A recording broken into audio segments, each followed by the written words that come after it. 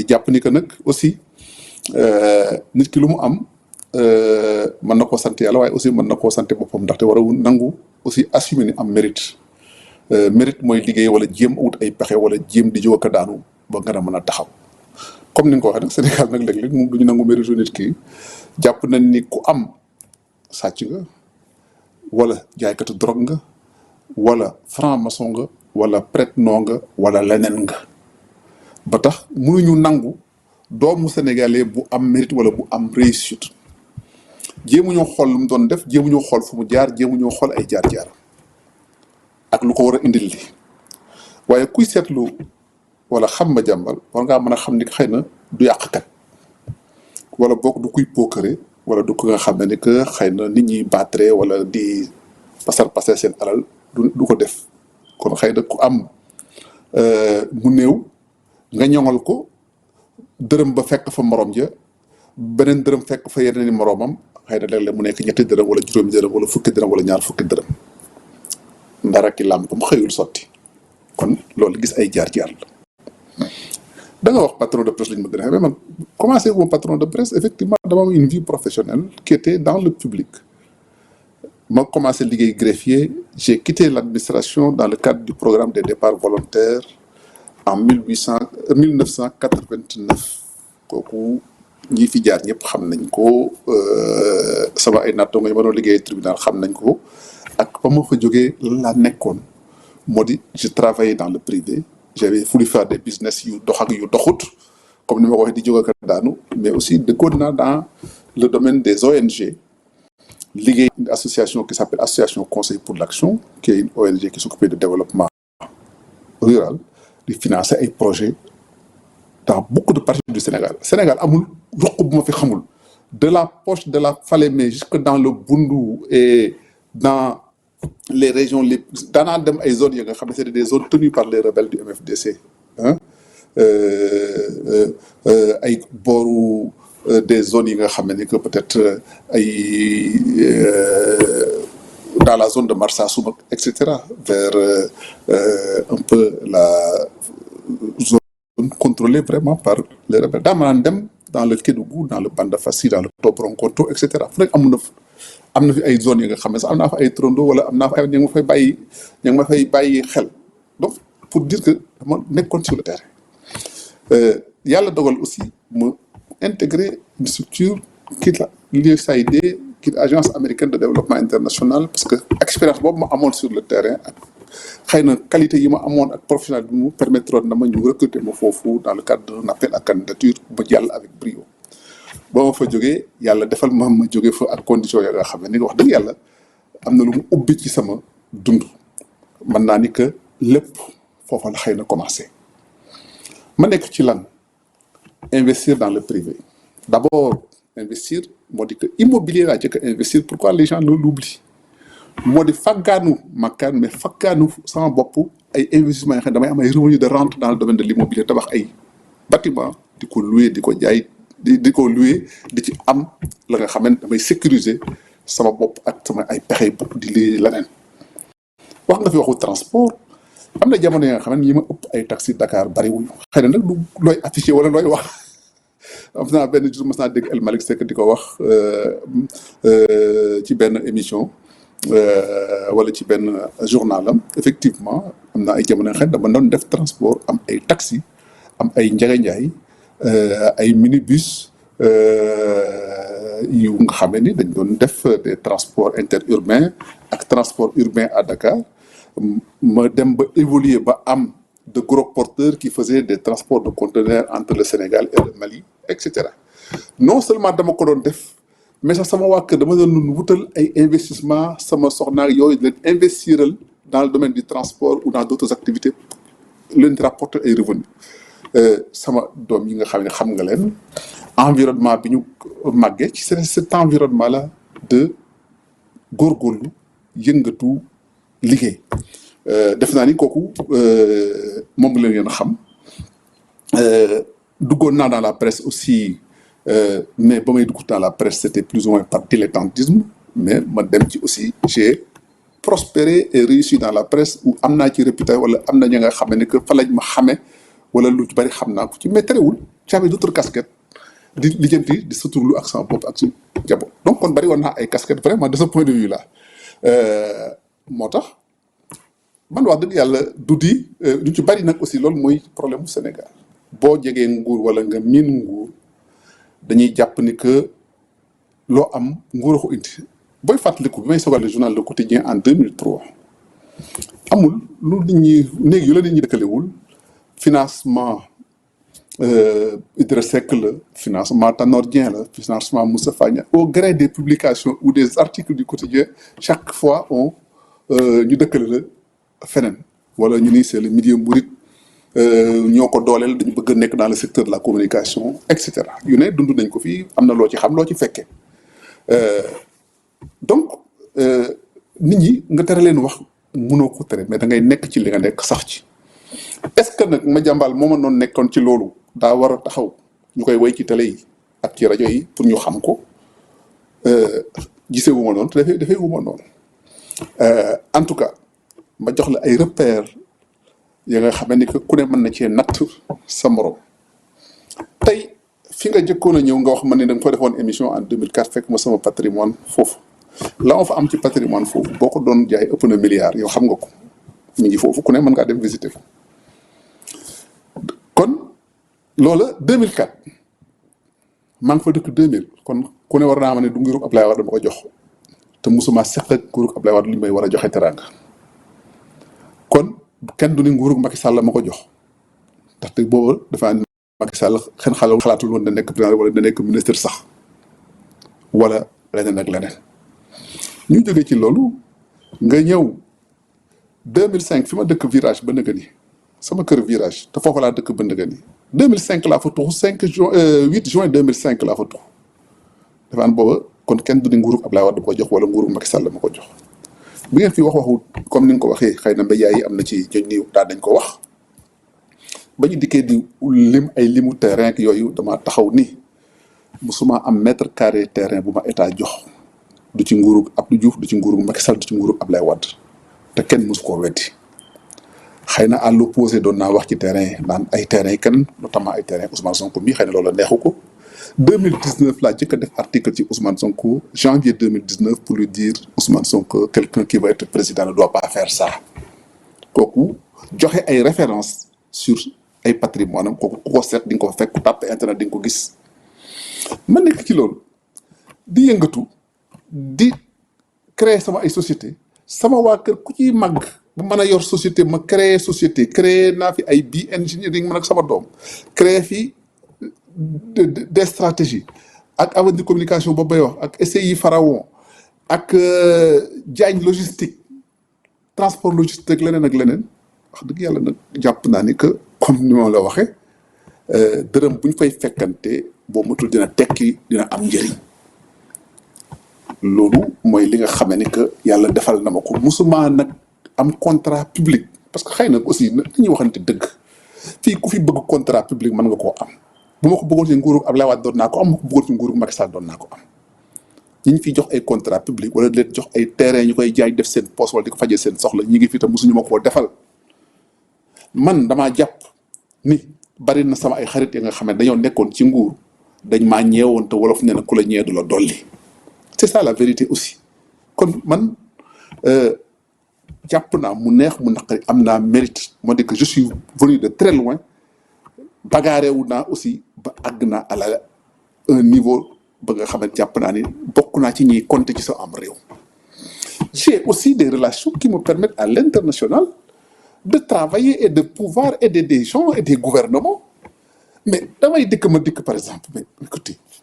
man dem naa toog naa fii même si yàlla sa Babacar Touré moo ma teree nekk ministre dans un gouvernement étranger ministre conseiller à la présidence de la République parce que dama doon seq ak chef d'État en l'occurrence parce que aussi wax dafay am séeréer am na yeneen Sénégal yi ñu may dégg yu ko xam dont Macky Sall en personne pour Niass yi bi maay proposé d'être ministre conseiller à son niveau mais je ne voulais pas parce que man loolu taxu moo la jóg loolu mooy réalité ñooñu ma doon seq dafa ak ay dañ ma doon defal ay teranga ak leneen mais man wax naa la du ma yàq bu ma amee nag dinaa investir def ci lu may jëmale kanam damay jënd ay kër di tabax di jënd ay kër di ko liggéey di ko mu may jëriñ di investir di def ay placement financier qui m'ont permis aussi d'avoir des revenus parce que boo dikkee nga am benn xaalis ba nga xam ne placé nga ko à un taux d'intérêt sur une période la lan ngay am comme intérêt mën na la permettre nga faj say soxla voilà des réalités yi nga xam ne que dund naa ko ak sama ay jaar-jaar ak sama expérience de la vie maintenant nag Sénégal ku fi tekki am baatu ginnaaw bañuma kenn waxal ma waaye kenn du indi preuve ni maa sàcc wala maa def benn yoon lañ ko fi risqué moo di cette histoire là weex na leen xat ndaxte mënuñoo indi preuve firnde ba nga xam ne def naa dul noonu citoyen nag bu fekkee jàllgatiwul yoon bu fekkee mi ngi liggéey di daan dooleem nag war na am méritu am dara Sénégal nag wax dëgg yàlla dafa nekk ña nga xam ne que ba tey boo tuddee Jean-François tudd Bernard wala nga jóge Mali wala nga jógee Burkina Faso wala nga jógee Niger wala Koweït boo moomee la moitié du Sénégal dérangé wul kenn mais bu dee sénégalais bi am na oto bu dàq sama bos wala am na kër gu gën a rafet sama moroomum sénégalais ni ab sàcc la wala wuub sàccee mas naa ko wax par exemple benn jour ci benn émission sa doom sëñ Saliou ak ay ñoom vers les années 2000 ay xale yu tuuti la ñu woon dañ noonu ay tout tànk la ñu woon maa ngi fàttaliku cité Djily Mbaye ma dëkkee foofu ñi daan dem ci plage bi xëy na jàpp nañ ni que ca kër ya gën a bakkane laa yoroon dañ naan romb bu ñuy dem plage naan sàccee 2000 ba ñoom Saliou yi dañ doon génn lan laaj ñoom Saliou dañ doon génn di xeex ak ñoom ñoo gardien yi di xeex ak ñooñu man lan mel écoutez c'est pas la peine continuer à vivre votre vie mun leen tere nit ñi di wax kon loolu 2000 nag defe naa ne ak léegi booba ana waa Pastef fii wax ñi nga xamee nag ñooy waa Pastef fii wax ak di la sosal ak di la tuumaal bu ñu sañoon mel ni ñoom man ki nga xamee ni que nawloo wuma la wax dëgg yàlla boo ma waxee du ma naqari ki nga xamee ni bëgguma mel ni yow boo ma waxee du ma naqari man ki nga xamee ni que moo ma gën situation wala damay xemmem fa mu toll kooku lay diir mbagg wala kooku lay jéem a confronter wala kooku lay jéem a challenger mais ki nga xamee ne bu dajeeg yow jox la ñaari loxo te boo ko wanee ginnaaw mu saaga la wala mu wax ci yow lu dul noonu ku mel noonu man du ma la déglu loolu nag ñëpp a ko am koo xam ak koo xamul Aïssatou boo melee nu nit ñi xemmeem ñu baatal la baatu ginnaaw nit ki li ñu bëgg ci suñu réew mi mooy ka nga xamee ni que dañ koy yërëm wala dañ naan ndeysaan tant que defoo meloo noonu gis nga ci famille sax boo ci demee ka ca gën a yaafus kooku la ñuy ëpp ci moom yërmande ka ca gën a tekki la ñuy gën a xarab loo defal nit ki mu xeeb ko wala loo defal mu ni moom ko wala lu la dal ñu ni ñaaw c'est ça la vérité aussi de l'être humain kon nag wax dëgg yàlla Aïssatou pour te dire sama jaar-jaar dara yombutu woon am naa courage am naa abnégation am naa ténacité mais aussi xëy na aussi yàlla baaxee na ma xëy na aussi am naa ñaanu kilifa aussi am na ba yàlla defal ma sutura yaa ngi wote ay images yi ça c'est de vieilles images yi xam nga foo jëlee lii ça c'est des groupements féminins de Guédiawaye que je finançais dans le cadre des programmes de l'USAID à l'époque ça ces photos là je sais pas foo leen samay yëf la sa photo yi ngay génne nii franchement ça m'étonne que tu as fait un travail de recherche et ça c'était vers les années 94-95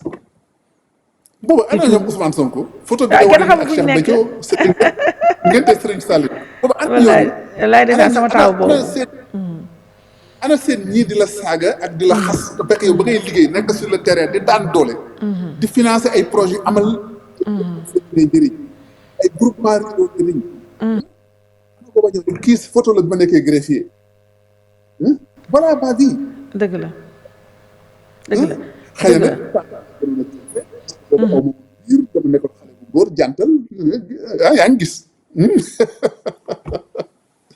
donc voilà mais Aïssatou tu as fait une bonne recherche de photo je sais pas non xamatuma foo ko jëlee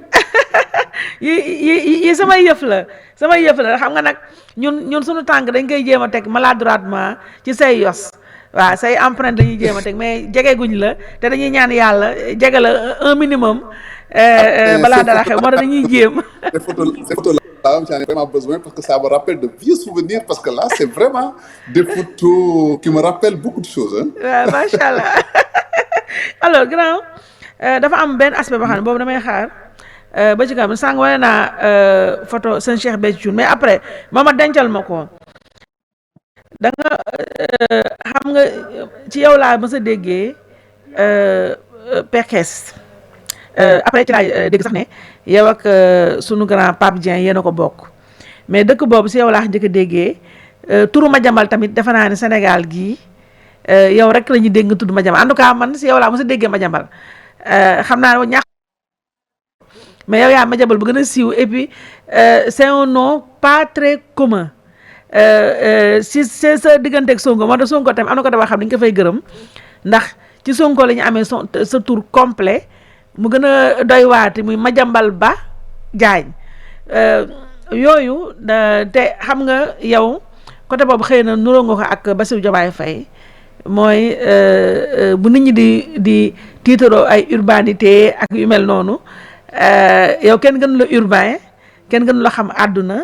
mais da ngay revendiquer fortement sànq wane naa benn photo boo xam ne yaa ngi woon defe naa ci verger nga nekkoon yu mel noonu mais da ngay revendiquer fortement avec beaucoup de fierté say origines day feeñ ci ni ngay waxee feeñ ci kàddu kàllaama yi ngay utiliser te Pekes bi ci législative yi gis nañ la dem nga tu es retourné à tes vieux amours di revendiquer say origines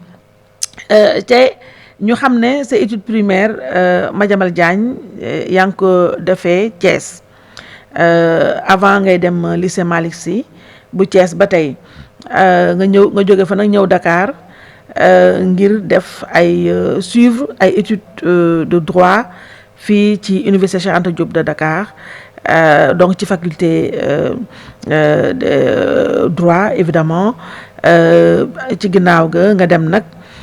fi nga xam ne mooy école nationale d'administration et de magistrature ENAM à l'époque te léegi ñu tuddee ko ENA mu mel ne justice ak yow c'est une très longue histoire d'amour loolu moo tax neexuloo yey ci yëfu justice te ku maîtriser nga arkaan yeeg li ci biir ak li ci biti greffier bi damaa bëgg ñu taxaw si ñaar après di nga revenir si di nga ñu wax nag si li ma wax sa parcours sa cursus scolaire fu nekk du ñàkk nga am loo ñu fa mën a baaxee mais greffier ak administration américaine da nga fa taxaw ma bëgg fa taxawaal ak yow muy yaa ngi nekk greffier donc ca Kaolack Saint-Louis ak fii ci Dakar ñu lay waxal nag lu bari ci sa parcours yooyu da nga dégg gars yi fii sa noon yi waa Pastef ñi waa Madiambal greffier la nekkoon ñu dàq ko fa jële ko fa kii nga jóge fa ñu ni waat ba nga nekkee sa administration américaine wala ne sànq ay photo yoo xam ne yaa ngi woon ci USAID nga am ak ñoom nga dem ak ñoom justice ñun ci corporation bi bu ñu la daan jëw naan Madiambal fan la jëlee macha allah weccatam yeeg milliards yi bu weesoo sax sànq jum ju ndax yow kenn bala ngaa lëñ mat yëfu jaambur yi yow li ñu lay waxal xam nga ko ñu bëri na ñëw wax naan su ñun naan ñu lay jëw naan Madiambal mi franc-maçon laak kii la mi leen daal lañ la waxul Madiambal mi ngi ci mafia bi loolu kenn mosuma ko dégg dañu Madiambal mi ngi ci drogue beeg yooyu waaye ñaan Madiambal am na ay link fii mi ngi ci kii mais ñu ñëpp dañ ne woon macha allah sa prospérité yaa ngi ko jëlee ci xaalis bu takku bu la USAID fay ndax da nga fa jógee ci anam boo xam ne ni ñoom ñoo la tooñ waaye USAID mais parcours greffe bi ak la jëlee ci système judiciaire bi il se dit beaucoup de choses te yow ni ma la xamee dañoo bëgg tey nga teg ci table bi dëggantaan loola fa dugal d'abord ndax sa première vocation defe naa ci justice la presque journal dina si ñëw après mais dama bëgg nga wax ñu noo duggee ci greffe bi ak noo ci génnee ñu demale la faux du vrai ak tamit sa diggante ak USAID nu mu demee ak weccet boobu nga xam ne tamit ñun ñëpp ñu nañ la yàgg jëw ne foofu daa nga amee départ Madiambal Diagne. jërëjëf Aïssata sa laaj bi gudd na mais dinaa ci jéem a tontu de façon très précise. En fait li nga jëkk a wax mooy sama tur Madiambal Ba man maa ngi tudd Madiambal Diagne. ba bi lu ko indi mooy sama turandoo Bala sant bi ñuy def transcription extrait de ñu ne Madiambal Ba kole ko loolu moo ko indi loolu mooy la réalité sur mon état civil. loolu maintenant man Pekes laa dëkk mais juddoo moom Pekes maa ngi juddoo Thiès maa ngi juddoo à l'hôpital de Thiès bi nekk 10e riyaayom samay nopp booba sama yaay ba may gane àdduna xëy na xaw naa lëjël nit ñi ba ñu ko foofu loolu moo tax ma juddoo Thiès mais Pekes laa jànge. aussi Madiambal si samay enquête ci yow wax nañ ma ne nekk da yow enfant unique nga ci sa yaay maanaam yow amoo mag boo bokkal ndey ak baay amoo tamit rakk boo bokkal ndey ak baay est-ce vrai. non en fait loolu yàlla dogal na ko aw ma mag bu ma bokkal ndey ak baay mais am naa ay mag yu ma bokkal baay am naa aussi ay rakk yu ma bokkal ndey ak yooyu moom vraiment c'est pas le problème. donc loolu moo tax ma juddoo Thiès jànge Pekes école primaire Pekes foofu laa jànge CI ba CM2 ma def concours entrée en sixième réussir entrée en sixième. am na benn aspect ba nga xamee ne Aïssa dafay xaw a difficile trop ma wax ko mais du ñàkk ma wax ko parce que dama war a rendre hommage ay nit. bi ma réussir entrée en sixième Aïssa sama jàng foofu la xaw a yem pourquoi parce que réussir naa entrée en sixième à l'époque concours lay doon ñu orienté ma lycée Malick Sy Thiès ma war a jàng ji Thiès fañ ma waroon a yóbbu ma jàng fa sama bokk ya fa nekkoon xëy na jàpp nañu waruñoo ma mën a yor wala ñu bañ ma samay bokk tumuraanke jaaxle xamuñu fu ñu may yóbbu parce que mënoo nekk Thiès xale bu am 12 ans nekk amoo foo dëkk solution amul woon ñu toog bañ ni ginnaaw subal école di tijji xaw ma subal école di tijji njàqare dugg ak gone gi dem école ba moo fa man waaye jàng mi nar naa yàqu ndax amul fu mu nekk Thiès ka nga xamee ne ñi jaay la ci man di dëkkandoo aussi di coloré bu yàgg mag la ci moo nekkoon borom këru magi Pape Dieng boobu nga tudd di Ngoy Dieng mi ngi tudd góor gi Moussa Dieng yàlla na ko yàlla yërëm te xaare ko àjjana mu ni waaye am naa sama mbokk ma nga xamee ni que ca lycée ba lay liggéeyee kooku de moom bu ñu ko fa yóbboo dina ko jël kooku dina ko denc ci defal ma sama mbuusum toile mubb la ma ànd ak moom ñu wàcc xamul woon këram sax waaye da ko daan dajeeg mbokkam la waaye daan ko defaral di gis màggalu Touba ñu daan bokk fu ñu daan dal kër sëñ May Amar aussi mooy sama wasila sama ay ñoom ñi jaay sama bokk yi nga xam ne ñi nga sama waa kër papa ak yëpp amar yi ay daar maa ngi ko jóg seen i wasila léegi bi ñu egsee foofu yàlla dogal aussi kër googa xëy na jamono neexul woon jamono ñooy ka fa nekkoon di borom kër ga di Mor Dieng lycée Malick Sy doon liggéeyee mi ngi fa nekkoon planton la woon nekk ci lycée bi am na yeneen nit ñi nga xam ne ña nga fa nekkoon am naa fa maa ngi fàttaliku samay xarit nga xam ne ay sama ay mag Moussa Dieng boo demee Touba tey ci dayra Matlabul Fawzayni ci ñi fa gën a taxaw la ci Touba jëm kanam ak yooyu ñu koy lijjanti la ñu bokk sama mag la woon ak sama frère ba nga xam ne comme Mor Dieng doomu ndey la ci général Pape Dieng kii général Mame Thierno Dieng moom it fa la nekkoon di jàngandoo foofu ak ñeneen ñooña dalal ma kon loolu moo ma sauvé sama njàng xëy na ne ñu féetale ma ak soxna su ndaw si nga xam ne mooy soxna su góor gi di Ndey Yaay wax dëgg yàlla mu wane ci man ak yërmande ak taxaw di ma teete ak di ma dimbali ci lu bari jamono metti woon na jamono yooyu nag waaye yàlla dimbali ma ba nga xam ne foofa laa jànge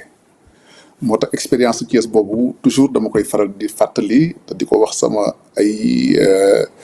doom ak yooyu di leen waxtaan leen que koo gis mu taxaw dañ ko téye dañ ko jàppale yàlla dimbali nag ba nga xam ne que xëy na tey bu jamono soppeekoo da ngay fàttaliku démb te di am cofeel ci démb fa ma jógee wax naa la ni la que c'est un milieu peut-être pas très prospère yàlla daf ma def nag ma xaw ma jom la xaw ma waaye dama daan jàpp ni bala maa defal sama bopp teraanga wala balaa def lu jëm ci sama bopp fa ma jógee ak fa ma bokk fa ma cosaanoo dañuy gis sama njëriñ. moo tax bala maa samp sama këru bopp wala bala maa tabaxal sama bopp damaa tabaxal sama yaay maanaam tabax sama kër maam nga ma màgge. loolu aussi bas naa gis benn article de presse bu ma doon kaañoo di ma saboté naan il a remplacé les 3 cases de sa maison familiale ma ni kooku da xëy na xasuma daf maa tànk. loolu mooy li nga xam ne moom ma yóbbu Thiès ba ma nekk fa jàng fa aussi wax dëgg yàlla mën naa jàpp ni que ba ma fa doon jàng amoon naa mérite. ay exemple mën naa ko joxe gis nga boo jëlee ku mel Demba Ciré Bathily avocat ñoo bokkoon ay génération maa ngi fàttaliku mas naa ñëw Dakar en classe de première di jël si prix concours général booba maa ngi àndoon ak Thierno Alassane Sall mi il était primé en même temps que moi donc yooyu c'est des histoires yi nga xam ne j'avais vécu aussi avec sama ay grands yi xam ni ay Bassirou Tall ak ay Ndaraw Ndoye qui est chirurgien neurologue l'un des plus réputés au Sénégal et cetera ñooñu loolu laa noonu environnement boobu ci la mag évolué ci moo di que dara yombul woon xëy na lu mu bari metti woon na mais aussi bu léeg-léeg parfois damay wax naan mas naa ko ci benn émission xëy na dama nekk un miraculé wala yàlla moo ma baaxee parce que bu fekkoon jànguma woon dama doon nekk baykat la sama ay baay ak samay maam xamoon wala chauffeur camion la sama ay ñi jaay doon def mais yàlla baaxee dama ma jàng j'étais l'un des rares à avoir ci fa ma jógee pouvoir faire non seulement des études secondaires poussées mais bëgg a dem def des études supérieures loolu mooy sama parcours entre le primaire ak le lycée Malick Sy de Thiès où j'ai obtenu mon bac. bi ma amee bac j'étais inscrit à l'université de Dakar j'étais orienté à l'époque d'ailleurs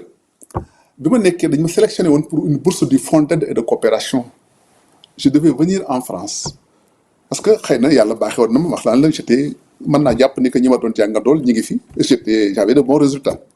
ñu sélectionné ma bourse fonds d'aide et de coopération c'était les meilleures bourses qu'offrait la coopération française ay sa li doomu aadama li yàlla bind si jëwam li ma lay wax ne franchement mosuma ko wax ci émission mais franchement puisque tu es ma sœur il faut que aussi léeg-léeg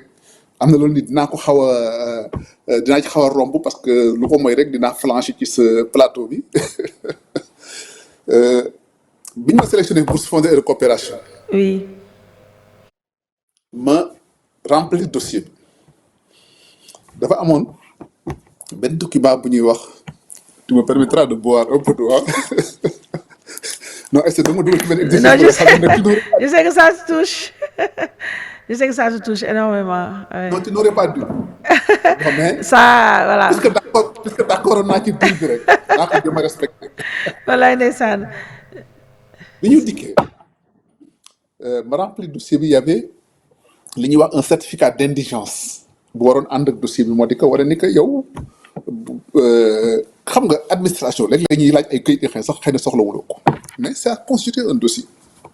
ma déposé c'était la préfecture de Thiès qui devait donner ce document là ma déposé ko ñu affecté ko ñu envoyé ko au commissariat central de Thiès pour ñu dañoo def une enquête ba pare def rapport bi préfecture def certificat d'indigence bi donc ma déposé ko ñu envoyé affaire bi ma del si préfet ñu ma mi ngi commissariat demal foofu nga toppatoo ma baagante foofu commissariat bi chaque jour ma ñëwee pour document bi mais on l'a pas fait defaruñ ko ba jour bi nga xam ne ni maa ngi fàttaliku c'était un mercredi jour boobu la ñu waroon taay à l'époque defe naa ñun daawuñu jàng mercredi lycée wala bu dee daawuñu jàng te xëy na midi lañ doon wàcc je sais plus vraiment yàgg na c'est vraiment année lycée ba dem commissariat c'était le dernier jour ma di laaj ci document bi après policier bi ko yore dama suma yow lëj la nga chaque jour ngay ñëw fii bon là je lui ai dit mais écoutez c'est mon droit et cetera j'étais révolté benn waaye ni mais tu parles à l'inspecteur sur ce ton là allez mettez-le au ñuf ñu dugal ma ci à la grille maa ngi wax commissariat central de Thiès ñu téye ma foofu ba heure pause le commissaire c'était un commissaire qui s'appelait Sall mu génn bureau ci suuf bi yëpp koom commissaire mu gis ma ci grille bi xool mes courantes bi xam naa peut-être il se dit kii lu mu fiy def gisul sama tur mu daal di kii lu mu fiy def après ñu ne ko oui il a un point avec l'inspecteur tel mu ñëw woo ma ni ma lan la je l'ai expliqué il a demandé le dossier il a signé un document comme ça taf signé ko jox ma ni ma demal préfecture je suis retourné à la préfecture il était vers 15 heures bi may àgg préfecture yooyu c'était un peu vers 15 heures pratiquement l'ambassade de France rue booba mi ngi naan rue Amadou Alassane Ndoye dañuy wax rue Parchap fermé à 16h30 booba sax aw ba may dem foofu aw moon paas sax bu ma yóbboo Dakar sama dossier bi pour te dire loolu moo ma tax a ma forclos raté la bourse du fonds de coopération en France loolu ba ma ko xañoo donc j'ai fait le concours du centre de formation professionnelle administratif mooy le cycle B du CFA je voulais vraiment pas faire hein, honnêtement mon cursus c'était aller à l'université j'avais pensé à l'époque franchement idée bi ma doon am c'était ay professeur agrégé de grammaire ak affaire yooyu bon c'était un peu le schéma de Senghor j'étais très bon en littérature française et autres wax dëgg yàlla yooyu schéma yooyu laa amoon ci sama dund d'ailleurs même bourse de fonds de coopération je devais faire lettres supérieures en France loolu la ma sélectionné woon pour ma def si loolu yàlla sottilu ko j'ai un ami qui s'appelle Adama Kane mi ngi may dégg il a par la suite été à AXA je crois que c'est l'un des responsables AXA Adama Kane doom frère la ci am Mamadou Ibra Kane bi nga xam ne journaliste Adama ñoo bokkoon on était dans la même classe il déposait ay concours ñoom ñëpp il déposait des concours yooyu il m'a dit mais écoutez booy dépose da ngay am bourse entière ak affaire yooyu booba ñun bourse entière 24 000 francs yi lu réyoon la ci ñun c'était vraiment la consécration boo ko amee yow tu as tout le grade da ngay am bourse entière te l'emploi est garanti etc. Bon d'accord bon il prend mon dossier je dépose comme ça franchement et je fais le concours j'étais université Tidji je suis allé m'inscrire en fac j'étais inscrit en fac de lettres en premier parce que c'est ce que je voulais faire alors entre-temps les résultats sont sortis ba école bi commencé jàng ba ñuy choisir section yeeg yëpp ba war a remplacer ma ñëw c'est Adama Kane qui me voit c'est le même Adama Kane pour vous dire hein, vraiment l'histoire qui me dit mais booy yow looy def fii yow tu as réussi à ton concours et cetera doo dem foofu ma ne ko mais parce que bu mu wax ma bon ma ne ko est-ce que ça m'intéresse non mais booy tu fais la fine bouche ya ngay tiitaru et cetera je suis allé voir c'est comme ça que je suis allé prendre ce poste-là pour une formation bi ma dikkee les filières étaient choisies je suis tombé sur la formation de greffier et c'était même tombé parce que celui qui avait le mieux réussi dans notre famille c'était un greffier en chef il s'appelait Massamba Diagne donc j'étais un peu dans cette trace-là loolu moom moo dugal en réalité sur le schéma greffe après nag puisque moi j'avais une vocation un peu de études je faisais des études de greffier ça m'avait permis de mâcher plus ou moins les études juridiques donc j'étais comme on l'appelait le régime particulier à l'époque avec la faculté de sciences juridiques voilà c'est comme ça mes études donc maintenant bi ma paree formation je suis greffier ñu affecté ma c'était mon premier poste c'était à Saint-Louis j'étais avec le président Dongo Falete à l'époque président du tribunal il y avait Amadou Diallo qui était le procureur il y avait un substitut qui était Idrissa Bari c'était un peu ça la compo il y avait Mamadou Dem qui était juge d'instruction et qui était un peu le vice-président booba bari wuñu woon il y avait Assane Ndiaye aussi qui était en même temps procureur général de la cour d'appel de Ziguinchor ñoom ñu ngi fii dund ñoom ñu ngi may dégg xam nga loo wax day am seede comme j'ai l'habitude de le dire ñooñu foofu laa commencé fonction ak par la suite bi Assane Ndiaye bi ñu ko affecté c'était Amadou Bal qui était venu qui était le greffier de Amadou Bal à l'époque dans le deuxième cabinet d'instruction c'est comme ça que il y avait aussi des collègues greffiers que je salue à l'occasion c'est maître Moussa Niang qui était en haut greffier en chef de la Cour suprême il y avait aussi les maîtres Ibrahima Touré autres les maîtres Omar Mbaye yooyu bon ñam ñi nga xam ne ils sont partis paix à leur âme après ma jógee Saint-Louis j'ai fait 2 ans Ibrahima Ndoye bi nekkoon directeur judiciaire aussi il était là il était procureur par la suite J'avais dans la même promotion de greffier un actuel magistrat qui s'appelle Mamadou Ndiaye, qui était, je crois qu'il est toujours à la cour d'appel de Thiès, etc. Il y avait aussi un greffier en chef, deux de ma promotion, qui étaient greffier en chef, Makoudou Diouf et Barry, Amadou Barry, je crois, qui sont plus de ce monde-là. Parce que promotion et Barry, on était 5 dans cette filière de greffier-là. C'était des recrutements très sélectifs. À l'époque, vraiment, il faut vraiment être les meilleurs pour passer. Et quand je suis sorti, et je parle sous le contrôle de mes collègues, j'étais sorti le deuxième de la promotion, de la formation, toute section confondue. Ça aussi, c'était important aussi de le souligner. Lors du moment dans la fonction de greffier, j'ai exercé, effectivement, comme vous le dites, à Kaolack et à Dakar. Il y a eu le programme de départ volontaire chez Ningifi. Il y avait le directeur de service judiciaire qui s'appelait Serigne Amadou Ba. D'ailleurs, loolu moom daf ma bëggoon ba nga xam ne loolu moom booleeg waa këram mooy ay ñoom liik ak ñoom Manaar ak ñoom seen papa daf ma amoon ci man cofeel bëggoon ma parce que il trouvait que j'étais brillant et j'avais une carrière dans la justice. Moo tax may def départ volontaire, il avait tout fait pour me dissuader. Donc, mais j'avais à l'époque, le gouvernement du Sénégal voulait réduire la masse salariale de la fonction publique. Il avait proposé de payer aux fonctionnaires 5 ans de salaire sans indemnité, sans impôt, exempté d'impôts, etc., pour leur permettre de se recycler dans la vie. C'est comme ça que j'ai créé la fonction publique. Da ngay wax naan lu ne wax nañ ko ci mais non en fait ba nga wax naan que da ngay wax kenn tudd la mafia mais tout ak trafiquant de drogue mais si y avait des gens qui disaient que non dafa il avait brisé des scellés de drogue moo tax ñu dàq ko yoo xam nga Sénégal moom bu ñu bëggee mais ñi nga xam ne ñoo ko doon dund nekk ay collègues greffiers et magistrats à l'époque qui sont là ñu ngi dund kon bu ñu ma déggee te kenn mësul dégg keneen ni que qu'on dise le contraire. Voilà mon parcours dans la justice sénégalaise. J'ai travaillé avec mon bagage de droit. J'ai travaillé comme consultant dans les ONG comme ACA, l'Association Conseil pour l'Action. J'ai travaillé aussi avec le CONGAD. À l'époque, il y avait le secrétaire général du CONGAD, c'était Savané, je crois que, etc. Bon, donc voilà, j'avais vraiment des aptitudes et des facilités et qui me permettaient vraiment de me mouvoir et yàlla def na maa ngi doon am sutura dans ces structures-là. Ensuite, comme tu le dis, je suis entré dans la presse vers les années 94 avec le procès Maître Babacar Seye. D'ailleurs, même dans mon livre sur Wade, je parle de ça. Des références historiques de ce point de vue-là.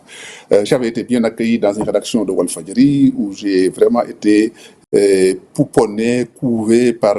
des amis, des aînés, et aussi je salue la mémoire de Sidi Lamine Niasse, qui était vraiment un patron de presse qui était engagé et très protecteur aussi pour la liberté de la presse et très à cheval sur cela. Donc vraiment, c'est comme ça que j'ai intégré le journalisme en même temps que je signais sous des pseudonymes. J'ai commencé par signer par un nom de tiroir de Walfadjri qui s'appelait Maguette Fall,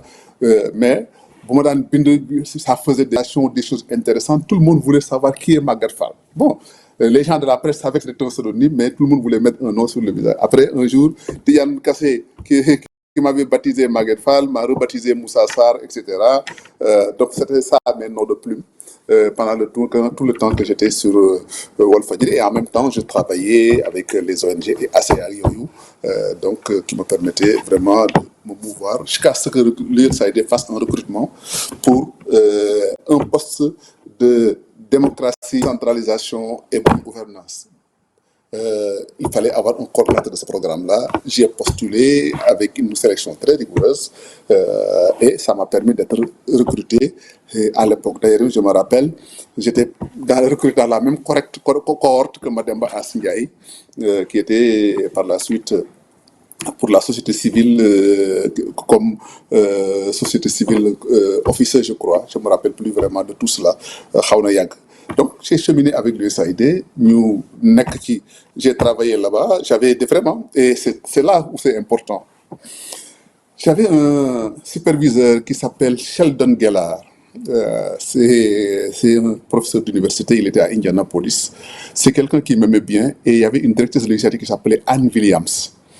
C'était vraiment des gens qui m'aimaient et qui dama demoon peut-être xëy na bi may soog a dugg foofu yàlla defal ma ba nga xam ne ni finalement j'étais adoubé par le staff. Les gens m'aimaient bien.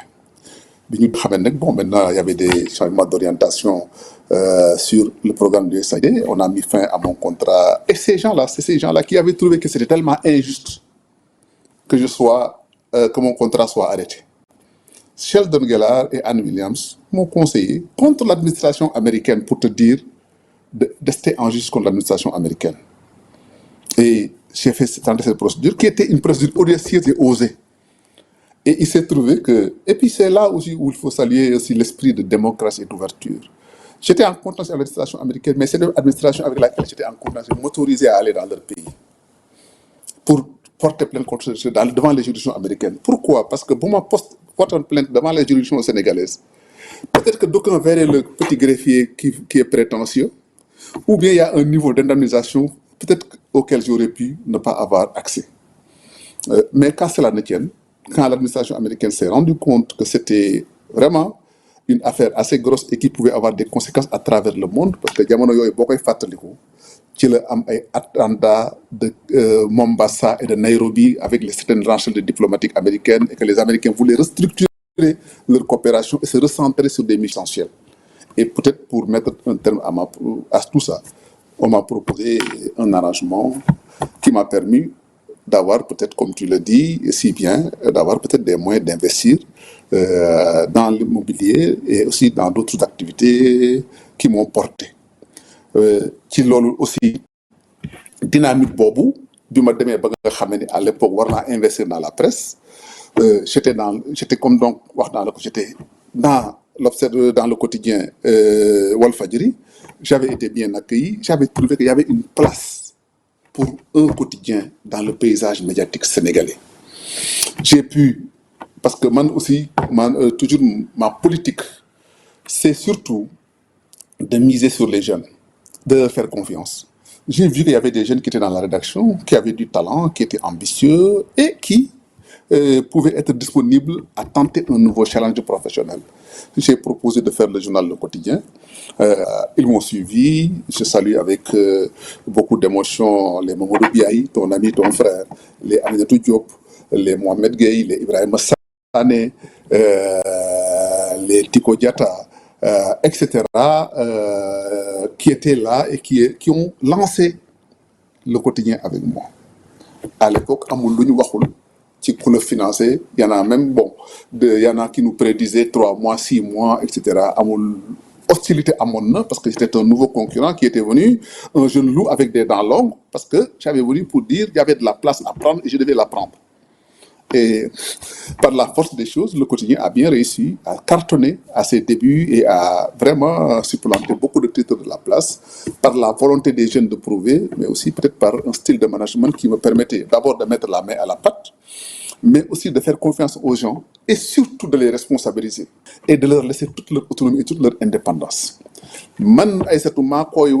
continuer de wax depuis que Le Quotidien existe et jusqu'à présent. Ben journaliste ba nga xam nekk nga quotidien ba nga ne wala parce que faa jaar doo taxaw ni ma jàmbal mas na maa bindloo article ni ma waxal lii wala waxal lale wala attaquer diw wala défendre diw bu ma amee lu may wax maa ngi jël sama plume bind ko avec mes mots. Ce style là wax dëgg yàlla je l'ai certainement hérité de Sidi Lamine Niass et je lui rends hommage pour ça, mais aussi ça m'a servi dans ma carrière professionnelle te day tax daf ma mettre à l'aise parce que kenn du taxaw mën a taxaw ni kat maa ko def loolu lii wala maa ko def loolu lale.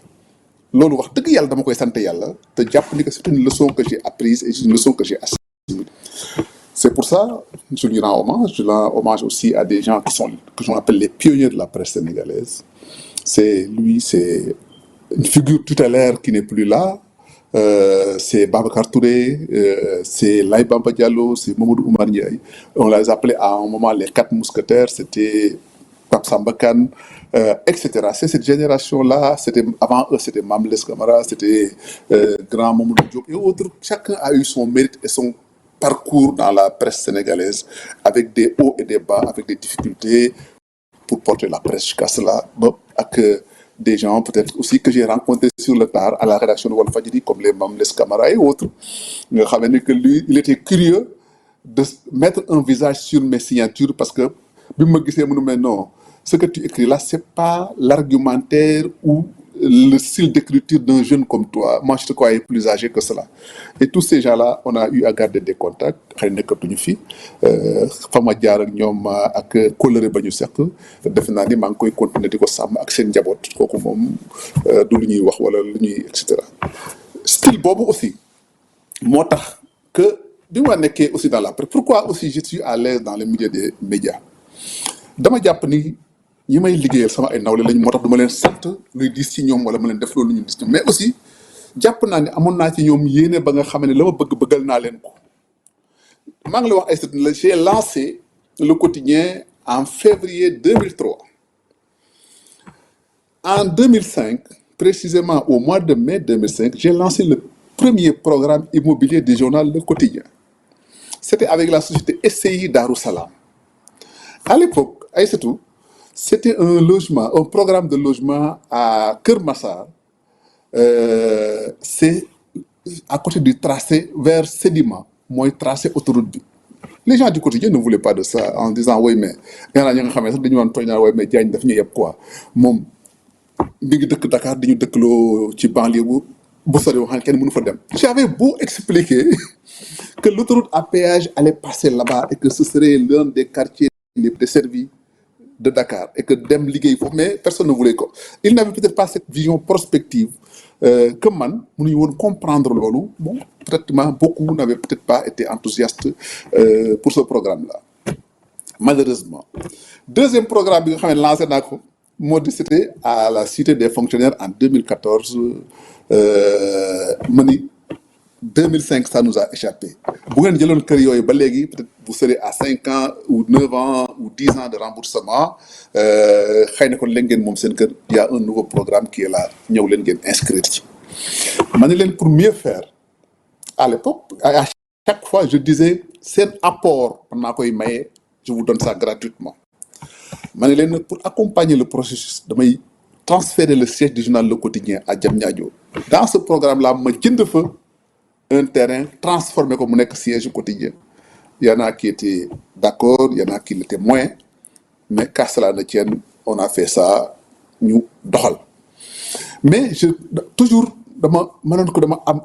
j'étais obnubilé par l'histoire du logement parce que dama doon gis ay nit ñi nga xam ne parce que xëy na peut-être sama jaar dama doon fay luyaas yi am ay difficulté di ko fay comme tout le monde mais xëy na jàpp naa ni que nit ki li koy suturaal wala li koy sécuriser mooy mu am fu mu dugal njabootam. C'est pour ça quand il y a eu la société la cité de la diaspora xaw ma woon sax man damay dugal sama waa kër cité diaspora ndek diaspora bi laay mujj ñoomee mujj taxaw comme quoi j'ai mis le paquet j'ai obligé les gens en leur disant que léegi rek da ngeen di jël par force moo di que la moitié du paiement du loyer maa koy dama leen kër gi li muy jar maay fay lépp yéen ngeen fay 50%. Nu ngeen ko mën a fayee moo di ku nekk di ci vous le payez sur 10 ans ku nekk dina fay 50 000 francs par mois c'était moins que loyer bi ngeen di fay ordinairement mais di ngeen ko moom loolu ça a été aussi l'aboutissement de ce programme-là immobilier que bi ma porté woon yooyu yëpp aussi c'est des démarches gis nga même franchement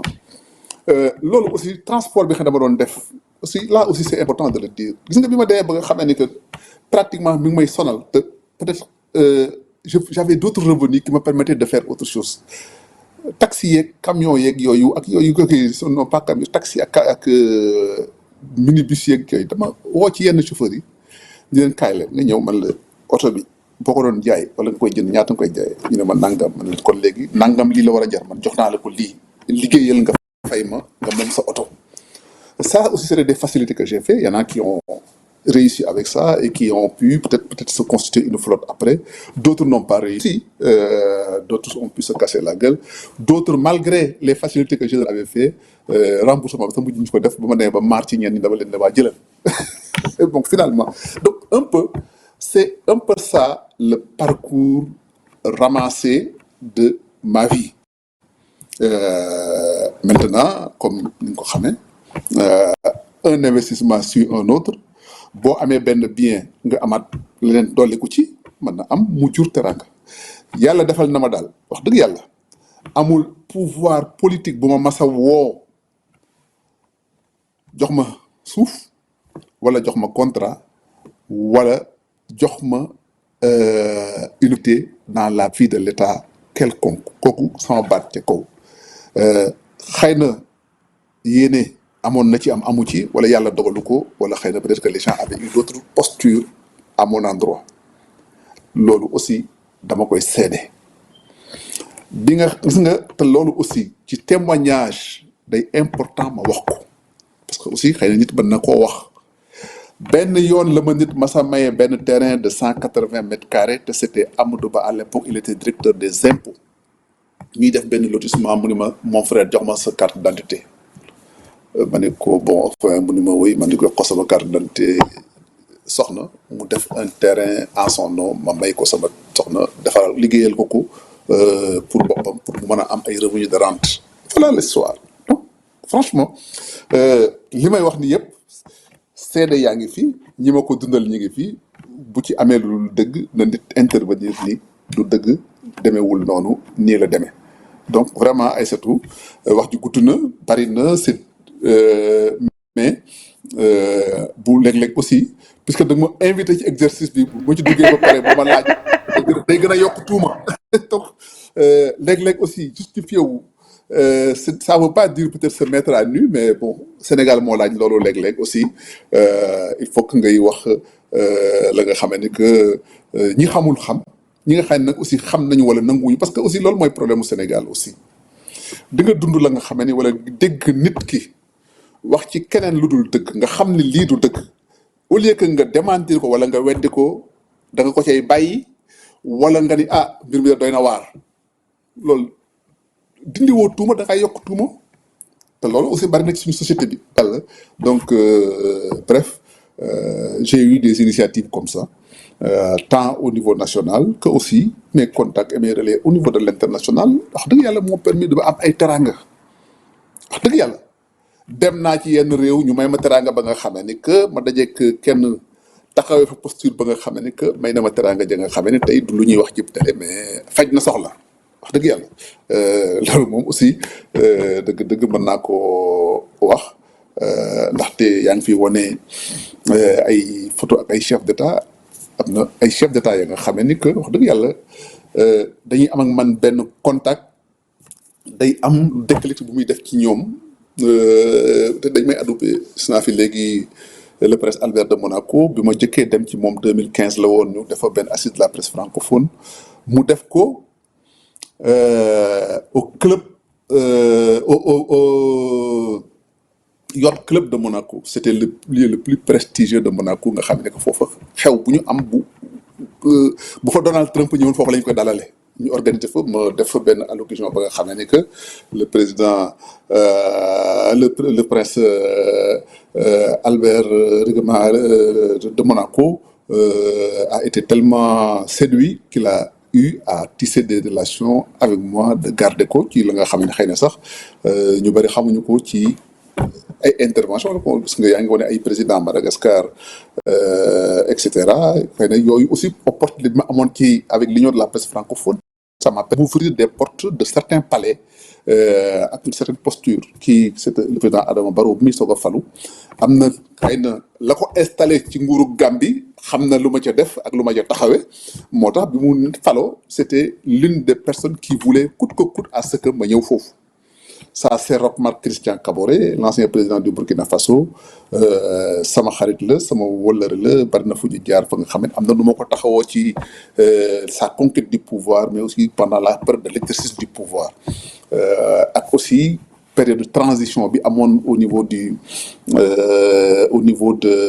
Burkina Faso ak nu ma ca taxawee ak yenn rôle yi xam ne joué naa ko à l'international parce que aussi loolu la xamee di jëriñ carnet d'adresse loolu lay jëriñ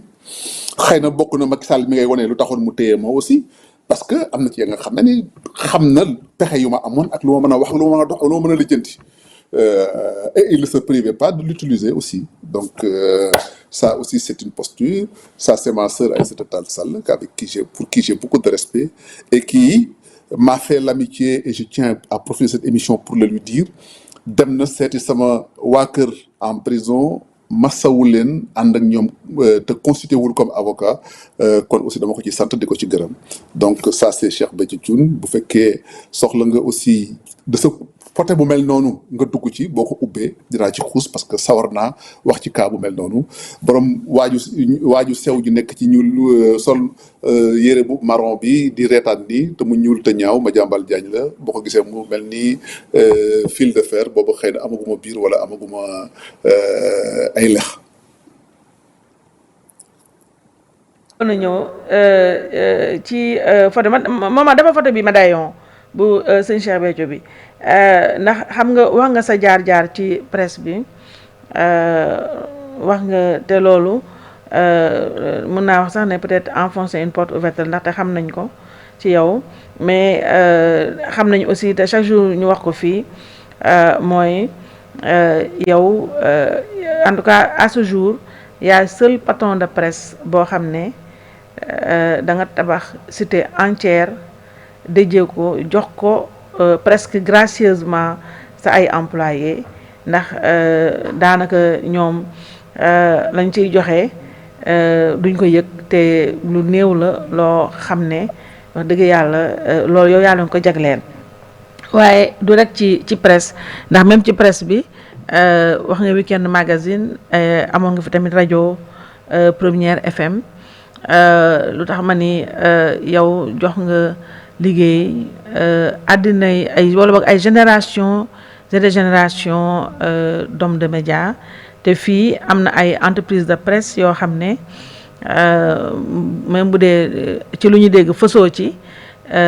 am na noo leen jàppale financièrement léeg-léeg sax nga dugg ci actionnariat ba xaw leen may doole après nga génnaat ca ak yu mel noonu yooyu nag xëy na jaruñu xuusi mais bu weesoo tamit wàllu presse Madiambal wax nga ko sànq yaa ngi ci woon ci transport bi taxi yi Aïssatou waaw nga baal ma il faut que aussi doodu bu dee da nga ko xës junj rek il faut que ma xuus ci dañ nekk ci moment de vérité parce que loolu aussi boo ko junjee te waxoo la ca nekk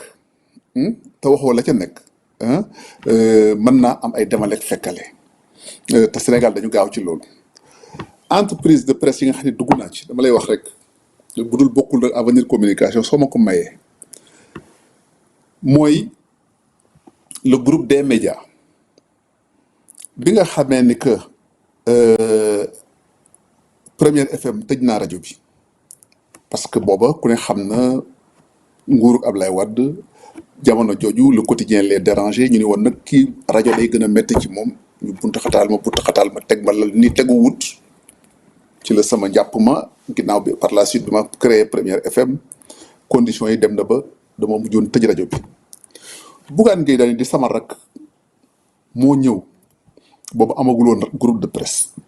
mu ñëw seet si ma ni ma grand sa rajo bi daal vraiment métti na ma nga koy tëj man mën naa koo développé ma ne sama rak ban lii dama ci sonn ni ma non man boo nangoo nga jox ma ko ma defar ko man mën naa ko développé il était volontaire c'était un jeune jox ma cër nekk sama rak vraiment volontaire ma ne ko boobu no am ne ay on a créé une société c'était là d'abord Zik FM on a créé une société à l'époque il avait l'agence d'accord ñu créé une société 50-50 la ca def lépp moo ko liggéey moo ko taxawal moo ca nekk di ca yëngatu di ca jóg ba et cetera bi nga xamee ne commencé na taxaw ma am sama ay collaborateurs sama projet nga xam ne ni que ils me disent oui mais monsieur Diagne mënuñu nekk actionnaire à hauteur de 50% d'une société ba xam ne doon gère pas la gestion duñ ko contrôler yooyu bëgg indi ay kii ma ne nag écoutez fu leen yii day commencé ñagasal sama diggante ak sama rak ma woo Bougane mu ñëw ma ne ko suma rak mu ne ma ne ko damaa bëgg a génn ci capital bi il était un peu surpris non pourquoi ma ne ko non pour te mettre à l'aise affaire fi mu toll nii yaa ko fi àggale léegi dama ciy génn mun ma kon boobu loo may jaayee say action ma ne ko fixé ma prix boo ma fixé baax na franchement mi ngi may dégg mu fixé ma un montant ma ne ko je suis d'accord noo ma koy fayee mu ni ma noo ma ko lu ma la koy fayee ma ne ko xoolal noo ma ko mën a fayee mu defal ma ay traite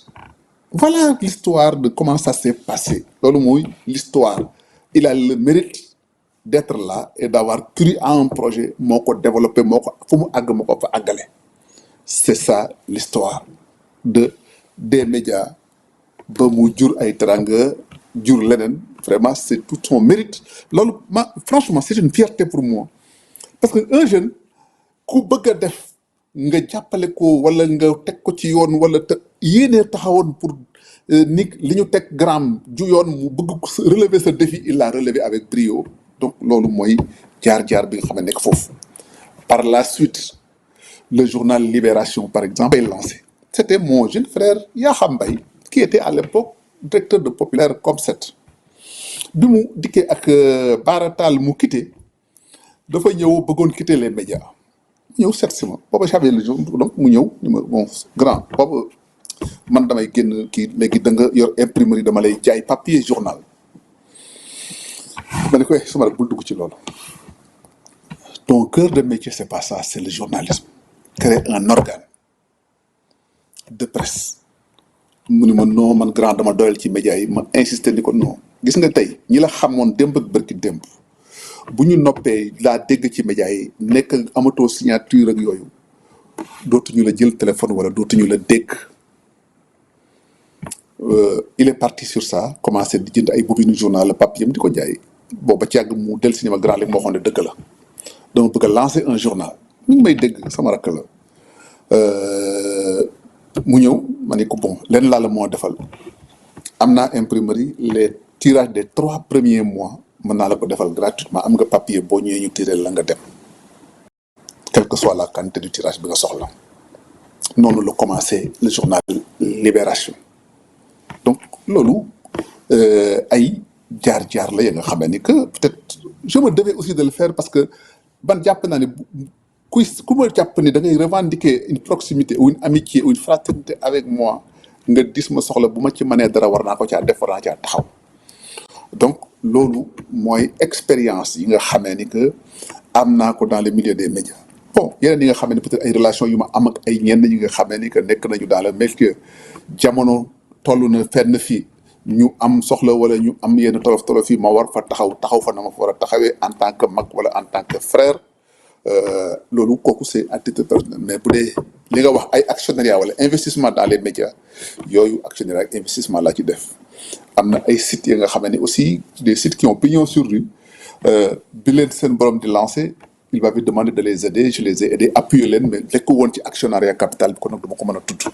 Donc vraiment globalement loolu laa la mën a tontu ci expérience yooyu nga xam ne junj nga ko. Non c'est important parce que ce sont des choses yoo xam ne dañ koy wax ci suuf ci sunu milieu bi ma ci profité du nuyu nag ndax ñaar ñi nga tudd ñëpp samay mag lañu muy Yakham Thiam Mbaye sama Yakham nee ne Koddu Mbaye sama xarit sama mag mais nag ki ma gën a jege nag Bougane la moom sama lépp la ñu leen di nuyu mais gannaaw bu weesoo média yi wax naa nit ñi xam nañu ci immobilier transport xëy na ci lañ la gën a néew a xam transport sànq juñu nga ko taxi yeeg camion yeeg ñoom seen mais éducation aussi ñu dañoo xëy suba rek dégg coowal Yawou Selim léeg-léeg sax gars yi xoos la ci ne loo tax ngay léeg-léeg nga xëpp kaa nekk yu mel noonu xëpp suuf mais dañu xëy suba rek ñu état du Sénégal am jafe-jafe ak c'était sous le régime de yu bëri du président Macky Sall en tout cas ngeen jàkkaarloo ñu yëg ne yow yaay PCA Yawou Selim ba ñu tëj ko bëri nag ay péripéties nga nekkoon presque ci pointu xeex ba te Yawou Selim nag dëgg-dëgg malheureusement mu amoon seen coow foofu ca Erdogan ba mujj gi ni mujjee ñëpp xam nañ ko foofu tamit yaa nga fa woon mu mel ne yàgg nañoo wax ay attaque personnelle Madiambal Diagne min na ko miis na ko ndax buñ la tuumaalul ne yaa ngi ci franc-maçon yi yaa ngi ci xaalis bi yaa ngi ci nii ñu tooñati la ne Madiambal linkam ak yu mel noonu maa ngi gis nii sax ci sama sama yi ma foraatu ne mus ngaa def nga fi benn tribune boo xam ne quand même assez émouvant parce que très très parlante boo xam ne yaa ngi ko intitulé woon je ne cède pas au chantage au smartphone léegi nag foofu force boobu mi ngi nii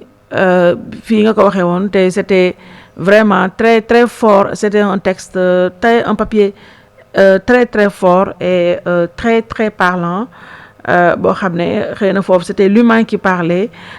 parce que tu recevais beaucoup d'attaques assaut yi bari léegi nag force boobu nga am de caractère nga xam ne dégg nga fi lu ne ñoom waa Pastef ñoom Ousmane Sonko dugg na sax ci sa physique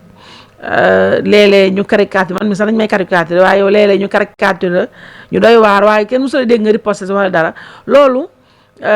Momar indiwaatal ma photo ak album bi ak sëñ Cheikh Béthio Thioune yàlla sunu borom yokk leeram te yeesa yërmandeem ci moom ku ne xam na tam sa diggante ak njabootu sëñ Saliou Mbacké radiyallahu anhu yaa ngi koy rappelé sànq au début ba ngay taxawal le quotidien lu bëri waxoon nañ ko fi ne woon nañu c'est l'establishment mouride moo nekk sa ginnaaw ak yu mel noonu photo bi effectivement on a bu nekkoon sa sourire bi dent blanche bi ak ñuulaay bi on a eu du mal à reconnaître le Madiambal alors Madiambal ak attaques yi Madiambal ak l'establishment mouride lan la. man nag wax dëgg yàlla establishment murid man dama juddu fekk samay waajur nekk ay murid kon ci laa juddu ci laa màgg nekk murid aussi te fas yéene naa aussi dee ci nekk taalibe murid loolu le principe de base maintenant li ma nekk yëpp ci juddu dik sama ay waajur nekk ay murid ak yooyu ma màgg ci loolu environnement boobu li ma gën a xuusloo ci Serigne Saliou mën naa ko wax dama am ay jamono c'était vers les années 1988 87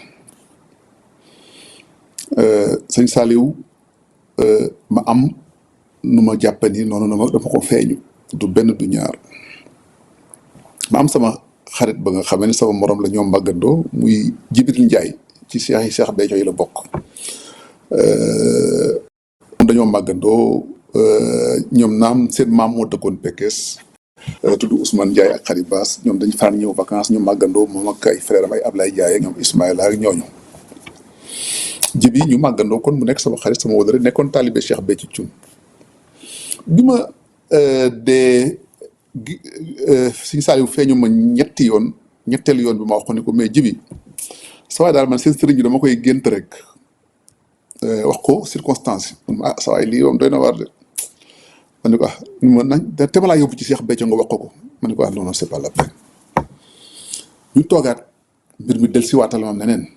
ma waxaat ko Jibi man ma sa waay te ngaa yéen ñu dem ma ne ko amul problème nañ dem booba Cheikh Béthio mi ngi dëkkoon croisement Béthio golf ñu ànd fa benn guddi àjjuma booba defe naa mi ngi nekkoon secrétaire général wu communauté urbaine de Dakar ñu dem foofu ci mu nuyoole ma ak Cheikh Béthio ak taalibe yi foofu présenté ma leen gars yi aalu wax leen Jibi Ndiaye wax ko ni ko daal kii wax ko ni mu demee gars yi aalu foofu yooyu xam nga rek mun muritini ak sunu xër ak sunu xadar après mu ni ma dangay jébbalu d'accord bon c'était un peu xaw na daal bousculé ma mais ma xaw a tey tuuti nag aussi wax dëgg yàlla ma jóge foofu ñibbiwaat ma delloo sama kër ma toogaat ba semaine ba ca topp jour pour jour mbir mi am nu ma dikkee neneen ma yeewu daal di ne li nag moom wax dëgg yàlla damay teeti sëñ Saliou ma yeewu fajar gi dem gare routière pompier booba aw moon oto xaw ma xalaatu moon sax dinaa am oto ci sama dund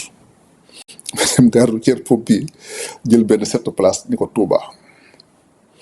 ma àgg bi ma àggee Touba ma wàcc ci gare routière bi daal di damay laajte kër sëñ Saliou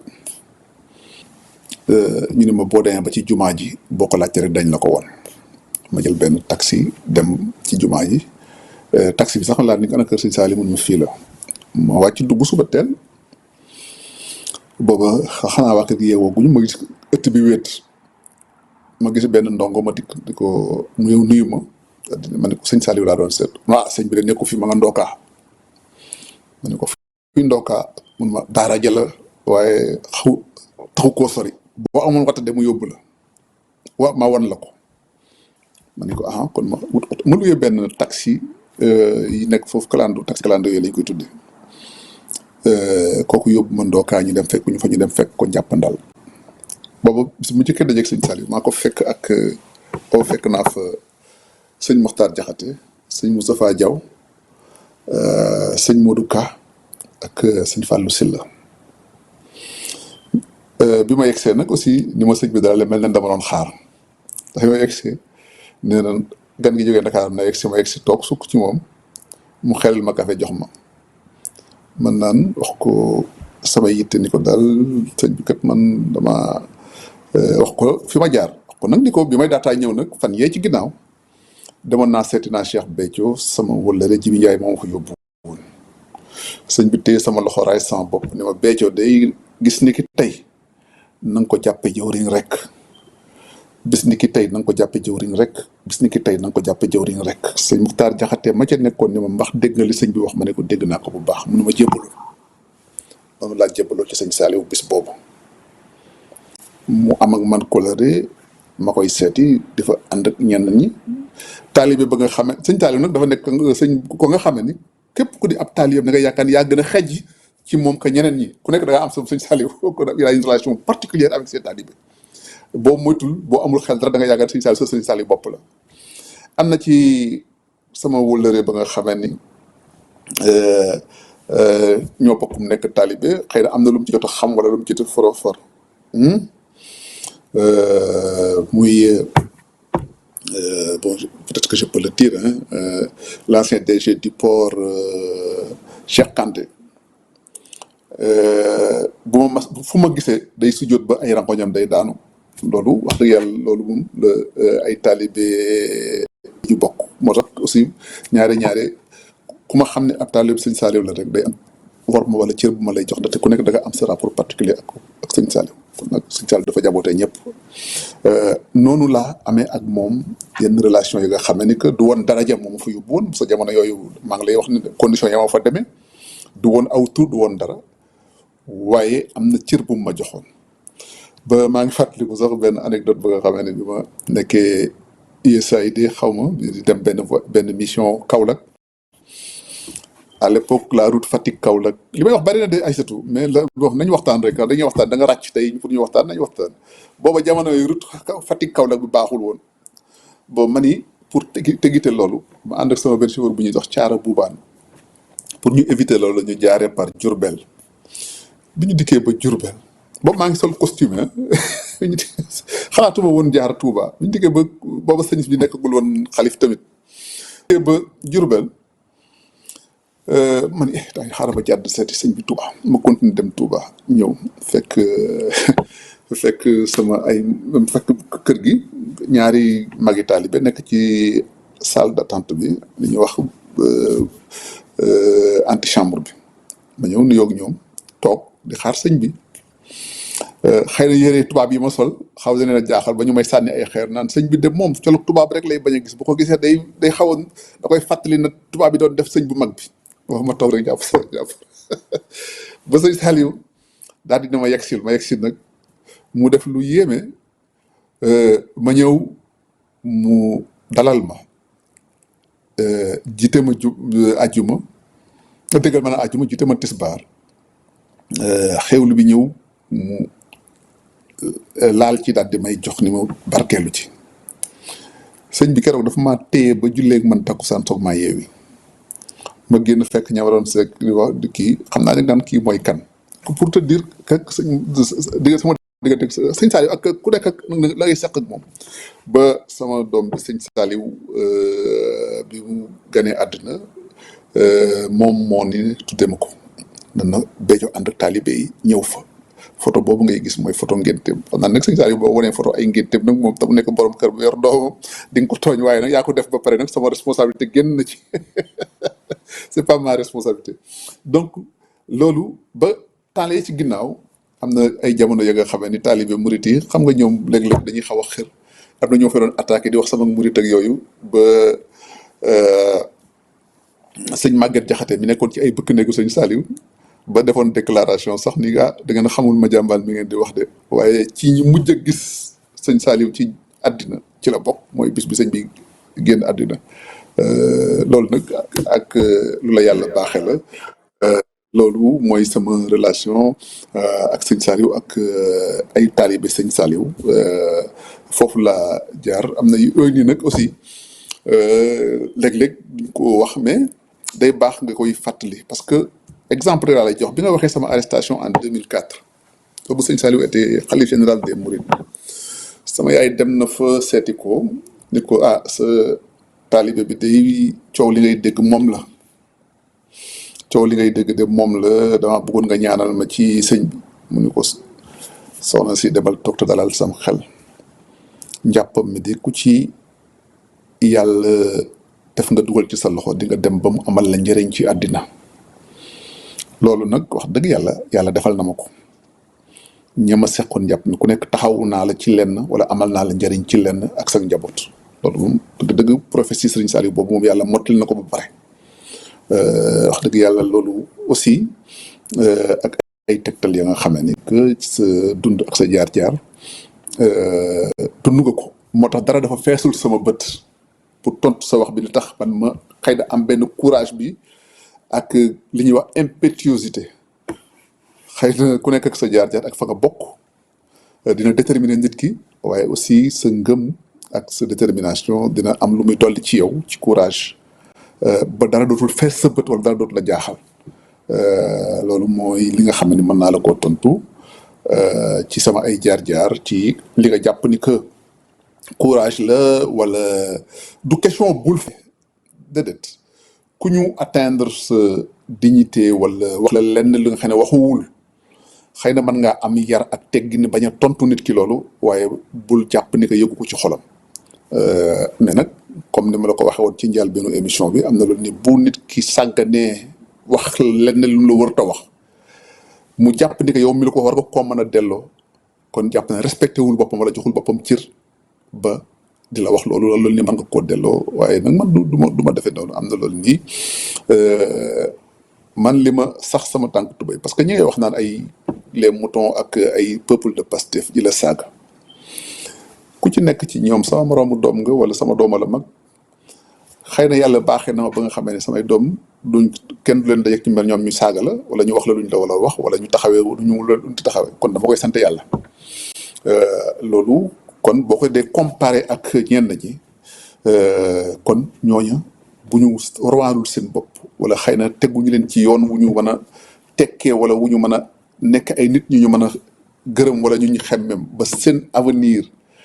xas nit ki ak saaga nit ki ak wax ko loolu moom foofu la ñu tënk seen àddina kooku da nga koy bàyyeeg loolu te xam ni que ñëpp mënuñoo bokk yam aussi il faut du tout pour faire un monde loolu mooy vraiment li ma ci mën a tontu am na ay situation yoo nga xam ne léeg-léeg dafay xaw a jafe surtout mbirum gëm-gëmu diine ak yenn yi na jàpp ni que léeg-léeg nga gis la nga xam ne ni que da ngay wóor ni yow mii yàlla la baaxe wala lii kat da ngaa am ñaan wala lii kat dañ laa taxaw loolu day am dëgg wax dëgg yàlla ku nekk ak sa jaar-jaar jërëjëf. émission bi nag daanaka léegi yi ci des dañuy coppati parce que fin bi nag damaa bëgg ñu dellusiwaat tuuti ci exil bi nga def ndax boobu la ñuy jeexalee émission bi waaye Madiambal sa diggante. sa link moom macha allah kenn naataabalew ko ñu mel ne man yàgg nañ la ci ñee ndax comme ni ma wax rek journaliste moom wala homme public li trésoram du weccet wala du xaalis ba mu denc ca banque mais c'est la qualité de son carnet d'adresse te macha allah bi nga ci yor ça suscite beaucoup de convoitises dont la mienne sa diggante ak président Macky Sall xam nañ ko ñëw nga ci sa diggante ak Amadou Ba xam nga ko ñëw na ci sa diggante ak dëgg-dëgg les grandes figures yi nga xam ne ñoo nekk partout dans le monde comme ni nga wax rek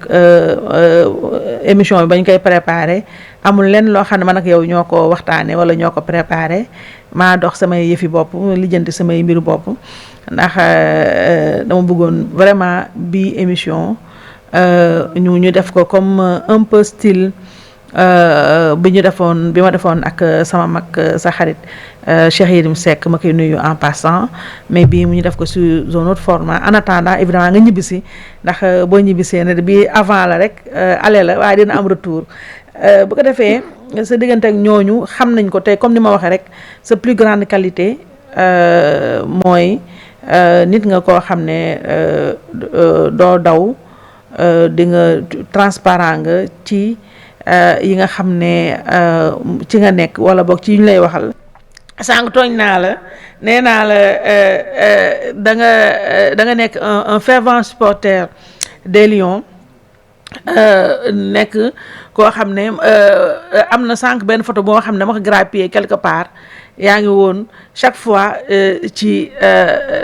stade yi gradin yi fu Lions yi dem nga nekk fa qu'est-ce que ça te fait aujourd'hui par la force des choses Sénégal su ma juumalee mercredi encore une fois damay bañ wax bêtise ñu song ma ne je suis pas patriote mais dafa naa mercredi la Sénégal di jouer demi-finale su ma juumalee ak kan Momar demi-finale ak kan Égypte waaw Sénégal ak Égypte dafa naa mercredi la dafa j'espère que mercredi la damay bañ ñu song ma donc bii ndeysaan photo bii nag j'aimerais bien que tu commentes avec nous grand bi c'était quand nga sol maillot Sénégal di def nii Coupe d'Afrique bi xam naa ni boo ko mënoon kenn du la jiitu ci gradin yi alors qu'est-ce que tu peux nous dire sur ça ak peut-être manque bi nga am le fait que tu n'es pas aujourd'hui à Tanger pour apporter ton soutien à nos chers Lions. Bon, en réalité xëy na frustration lay doon pour man parce que sama place ak yoon foofu dafa am ñi nga xam ne dañ nekk ci équipe bi ak ci encadrement bi ak ci joueurs yi ñi nga xam ne dama am ay relation yu leen xaw a jege dafa am kan xam daf ci am la dafa def benn geste waxe daf ma touché moo di woo ma ni ma grand bu démb doon tey yaa ngi ci suñu wet mais ñëwoo dama la bëgg a yónnee benn ticket d'entrée ba nga xam ne sa ticket la nga wax ma ku ma la koy joxal pour mu seetaan ci suñu match loolu ay liens yi am la lu yàgg parce que je suis un supporter de l'équipe nationale de football du Sénégal dama leen di topp ci campagne yu bari kon tey bu ñu nekkee en compétition internationale damay leen di soutenir yàgg-jàkk waroon naa ko fekk surtout que nag léeg-léeg dama daan dajeeg ñoom ci yenn bu ma mosee déplacé bu fekk leen fenn dañu naan grand yow de boo ñëwee rek nañ gagné kon nag tey xam naa ni ñu ngi gagné te dinañ continuer gagné te moo fa nekkoon nag dina ànd ak ñoom victoire bi. mu leen di ñaanal qu'il batte l'Égypte et aw ma ci sikki saaka dañuy gagné Égypte dañuy dem final te aw ma sikki saaka dañuy jël coupe bi mu am une deuxième étoile pour le Sénégal parce que kuy xam football. am ne on a équipe li ci des mooy ñaax xale yi engagement ñu mouiller le maillot et yàlla mën naa def Sénégal am ndam boobu te Sénégal soxla na ndam bi parce que une victoire dans des compétitions sportives ça booste le moral d'un pays et ça revigore un pays moo tax léeg-léeg ay organisation de compétition internationale di baax ci am réew parce que c'est des moments festifs ak am na incidence ci économie bi am na incidence dans la société mais aussi dans le moral des populations donc daal man maa ngi ñaan Sénégal gagné maa ngi digal aussi kilifa yi nga xam ne ñoo yor réew mi notamment le président de la République Bassirou Diomaye Faye. Wow. Sénégal qualifié en finale. Passe le déplacement d'aller encourager l'équipe c'est toujours bien. J'avoue honnêtement la finale de 2021 avec Macky Sall moi je fais partie des personnes qui lui avaient suggéré de le faire et de venir en lui assurant que dañuy gagner coupe bi te avec l'équipe xëy na de ses conseillers ou ses collaborateurs voyaient ça autrement parce que jàppoon nañu bu ñu yóbbu Sénégal perte dañ naan il rapportait la poisse mais état dafa war a dépasser loolu ay compétition internationale yu toll yenn yi ak dynamique bi muy am pour la jeunesse ak pour l'engouement populaire kilifa yi dañ fa war a teew donc j'encourage le président de la République vraiment à voir son agenda pour pouvoir être avec l'équipe à la finale vraiment loolu moom maa ngi koy ñaan te di ko digal te sag la te day rehausser le prestige du Sénégal joueurs yi aussi bu ñu xamee ni que président bi ñëw na dina leen gën a motiver dina leen gën a encourager vraiment loolu mooy li nga xam ne wax naa ko ci. J'espère que cet appel sera entendu parce que effectivement c'est un booster alors que pour dernière minute émission bi ñu dellusiwaat nag ci dëgg-dëgg ce qui te vaut cet exil pour mën a def wax perspective ndax nit ñi tam bëgg nañu xam fan la procédure bi toll mais. li nga xam ne ndax def naa Sénégal tey ci émission bi dañu gis ne nit ku contrairement ak ñëpp image bi ngay wane ne guerrier nga ñëpp xam nañu guerrier nga ñëpp xam nga ne am nga fit ñëpp xam ne jàmbaar nga mais on a pu voir aussi tout au long de cette émission que tu as laissé parler le côté humain le côté toi l'autre côté bi nga xam ne Sénégalais le voient moins mooy gis nañu ne Madiambal Diagne c'est pas seulement ce roc là ce bloc de ciment en béton armé boo xam ne qui supporte tout qui subit tout am nga daal dëgg-dëgg tey xam naa ne émission mel ni doo ko gaaw defaat ndax wane na yu bëri facette yu am solo yoo xam ne Sénégal yi xamuñu koon si yow yaa ngi ni ma ko waxee yaa ngi en France depuis bientôt peut-être 2, 3, 4 mois et cetera te nekkul ci sa coobare bopp li ma bëggoon laaj grand mooy aujourd'hui qu'est-ce qui est le plus difficile pour toi qu'est-ce qui te manque le plus fii Sénégal qu'est-ce qui foofu nga nekk France lan moo la fa manqué lan moo la comment tu vis cette situation tu n'en parles pas beaucoup mais une situation qu'on imagine très difficile peut-être la seule bouffée d'oxygène que tu as eu récemment mooy le fait que au moins où on parle tey sa njaboot dinañ seetaan émission bi ci seen biir kër bien que comme on le sait tous c'est encore restreint il y a encore ton ami sama papa Sëñ Omar qui est toujours dans les liens de la détention te xëy na loolu tribu bu metti la mais yow itam grand lépp finalement dafay këpp sa kaw donc émotionnellement comment tu vis ça comment tu tiens je rappelle que tu es un chef de famille tu es un chef d'entreprise tu es tout simplement un être humain tey jii c'est presque comme si tu es en prison à ciel ouvert parce que ta mobilité est réduite c'est presque une privation de liberté te waxoon nga ko ci Bah Diakhaté ma koy nuyu mon frère borom baatu dëgg sànq tamit ba ñu commencé émission bi waxoon nga ko que ni bu fekkente ne Ousmane Sonko mi la teg lii daf si jublu woon daf la loola metti il a réussi qu'est-ce que comment grand tu vis ça réellement.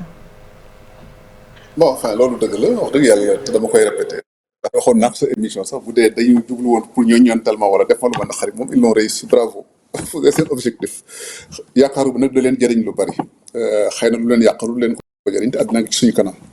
dafa naan daal bañ ci duggee ba léegi amatuñu jàmm ñoom seen bopp kon nag nañu continuer di dem dinañ xool ba xam lan la yàllay dogal ak lan la yàllay def maintenant nag sama nekk fii wax dëgg yàlla mën naa ni que Sénégalais yi dañ ma agréablement surprendre bu ma nekkee fii franchement damay génn ci mbedd yi amul bi ma fi nekkee ba léegi ay setu amul benn Sénégalais ba nga xam ne mas ngaa dajeek man wax ma wala nga def même un regard de travers au contraire dañuy ñëw ci yow xàmmeeku la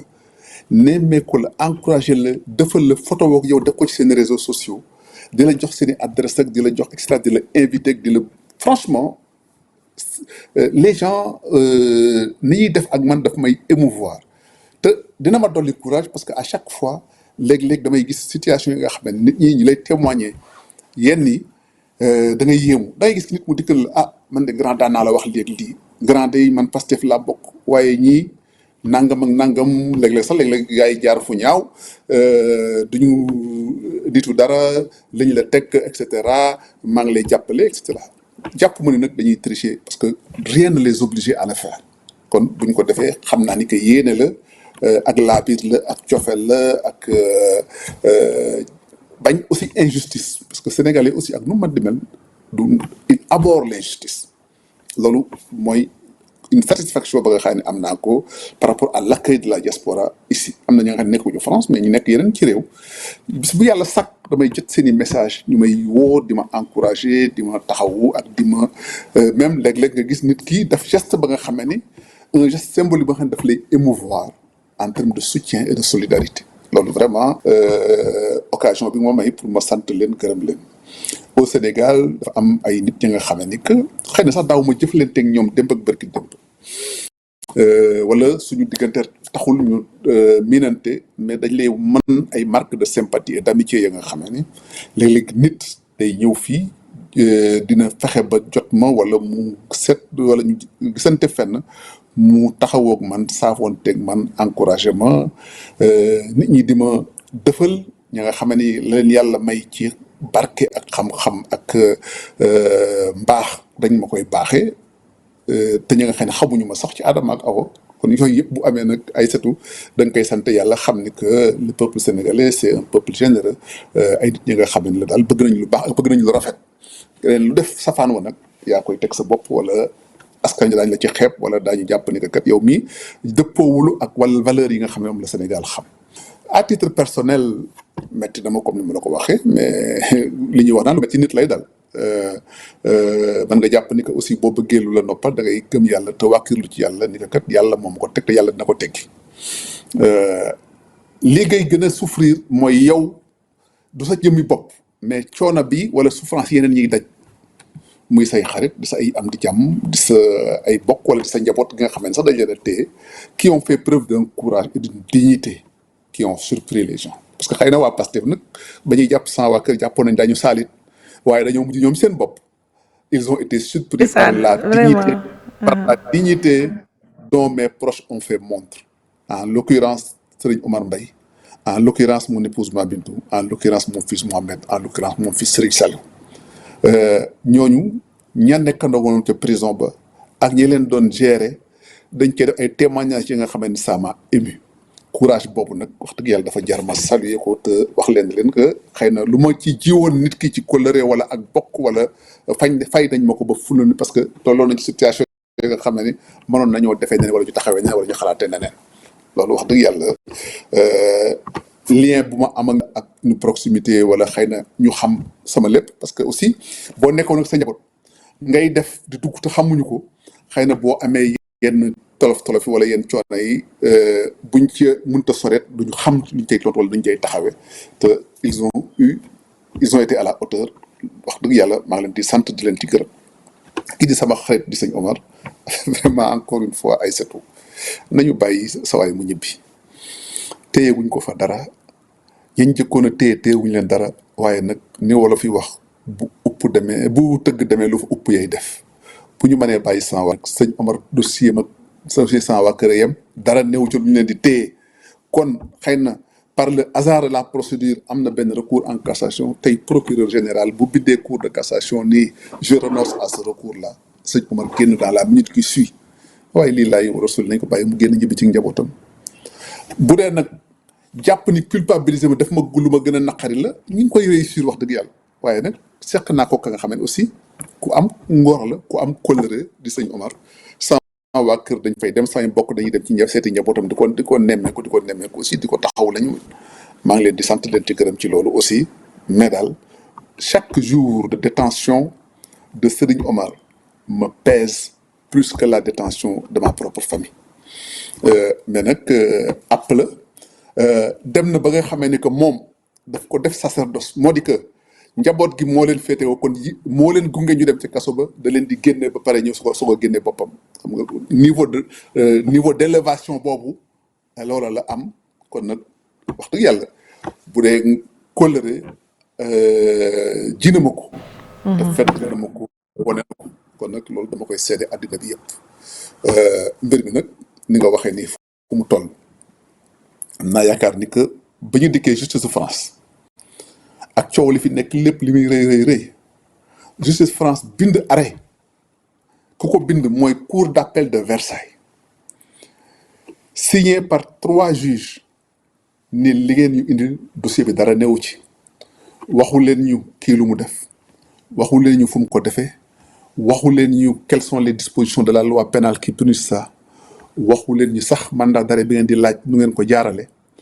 joxu leen ñu benn garantie ni àqam ak yelleefam donc da ngeen ko sàmmante kooku rek dafa doyoon comme une sentence ak persécution ak précipitation bi xam ne def nañ ko ci ñu ni déet c'est le ministre de l'Intérieur qui communique sur les mandats d'arrêt c'est le premier ministre qui communique sur des devoirs d'extradition etc. Ça montre le caractère politique bu doon dossier nit ak nit rek dossier privé dossier civil comme ni ñu koy waxee lu ci indi premier ministre devant l'Assemblée nationale devant la représentation nationale ou bien un ministre va spécialement se prononcer sur des questions comme ça ñaata demande d'arrêt d'extradition moo am yu 12 ñoom ñoo ko waxal ni France défendre na leen 12 demandes d'extradition ñu satisfaire 4 yi yeneen 4 yi à l'étude yeneen 3 yi ñu bañ ko est-ce que dégg nañu benn officiel français bu ci communiquer parce que dossiers yooyu c'est pas des dossiers politiques contrairement au dossier de Madiambal Diagne qui est un dossier politique mu neex a dégg mu naqari dégg c'est la réalité des faits donc biir na àdduna bi yëpp un dossier politique nag boo ko yëkkatee te xam ni que gàcce nga ciy jëlee tooñ nga ciy jëlee delloo réew mi ginnaaw nga ciy jëlee te mënoo cee am ndam teg ko ci suuf moo gën amuñu raison bu ñu amoon raison daañu poursuivre ñi signé contrat ak état du Sénégal jàpp leen wala laaj seen extradition defuñu ko kon duñu wëlbatiku taxaw ellipse projet ma signé contrat bañ may tuumaale ñu naan ko kaay àggale sa liggéey bi ak noo koy àggalee bay négocier ak moom ba ellipse projet taxaw ci devant askan wi ni waa Sénégal man boolewuñu ma ci dara c'est un dossier politique kon ñoom bu fekkoon leneen am na ci kon jëfee nañu leneen wala taxawal nañu neneen ñu ni déedéet ma révéler les accointances d'un avocat de Ousmane Sonko dans ce dossier et les confidences qu'il a eu à faire kenn du ko dindi kon ils ont fait trop de mal xëy na jaar-jaar la nag expérience de vie la mais jàpp naa dina jeex ci nu mu gën a gaawe en tout cas procédure bi fi mu toll moo di on a une audience le 3 février lu justice française di décider man xaw ma ko duma préjuger justice française mais gëm naa ni que fii du am ay magistrats projet ou bien des magistrats du gouvernement fii du fi nga xamee ni que dañuy jalgati yoon wala defal gouvernement lu mu bëgg. président Nicolas Sarkozy bi nga xam ne jiite woon na fi France nekk personnalité yi gën a importante ci réew mi kon kenn du ko yóbbu kaso. C'est l'occasion d'ailleurs sama livre daf ma sori dama ko doon lire fan yi dama egg si page 61 bi ma ko liiree dafa mel ni man lay waxal foofu laa tëjee livre bi nanguutuma ko àggale pour vous dire combien les destins humains sont proches te daf ma fàttali aussi benn policier français ba nga xam ne daf ma waxoon lu mel noonu bi may jël si di exécuter mandat d'arrêt bi dafa ñëw ñu toog nii bu may xool ba ci àgg mu ne ma vous avez un destin commun avec une personnalité célèbre ma ne ko qui c'est mu ne ma le président Sarkozy jour bi ñu may jël si lañu booba lañ doon war incarcérer Nicolas Sarkozy à la prison de la Santé pour vous dire c'était peut-être un clin d'œil étonnant ou humoristique mais pour wan la ni la que amul képp ka nga xamee ne que xëy na li ma dal wala dal sama njaboot jomb na la Ousmane Sonko dafa nekkoon ñu ko doon wër muy làqatu xëy na amoon na doole ba mën a wax ni na 200,000 jeunes dem joxe seen bakkan pour ñu li sauver ma man aw ma boobu doole wala bu ma ko amoon it du ma ko def jombale naa ko sama bopp. am na ñeneen ñooñu Pastef yi nga xam ne àndoon nañ ci seen insurrection ak des dizaines de jeunes dee ci loolu man nag xëy na yàlla musal na ma te ñaanuma yàlla benn doomu aadama ñàkk bakkan ci sama mbir mi kon nag dama koy ànd ak dignité ak ngor ak muñ aussi te def li nga xam ne moom la yàlla sant nit ki moo di bu ñu la tegee lu noonu nga faj ko taxaw ci xeex ba ñu xam ne xeex nga te loolu duma ko xañ sama bopp sama ay avocat dama leen sant di leen gërëm muy fii en France waxoon naa fii le cabinet Bourdon mais au Sénégal il y a des avocats yi xam ne avec beaucoup de générosité et de solidarité et d'amitié muy ay maître El Hadji Amadou Sall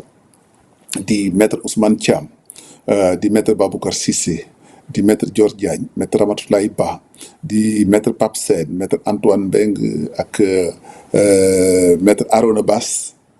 taxawu nañ ma dama dem ba nga xam ne bari na ñeneen avocat yi nga xamee ni que dañoo proposé woon pour ma défendre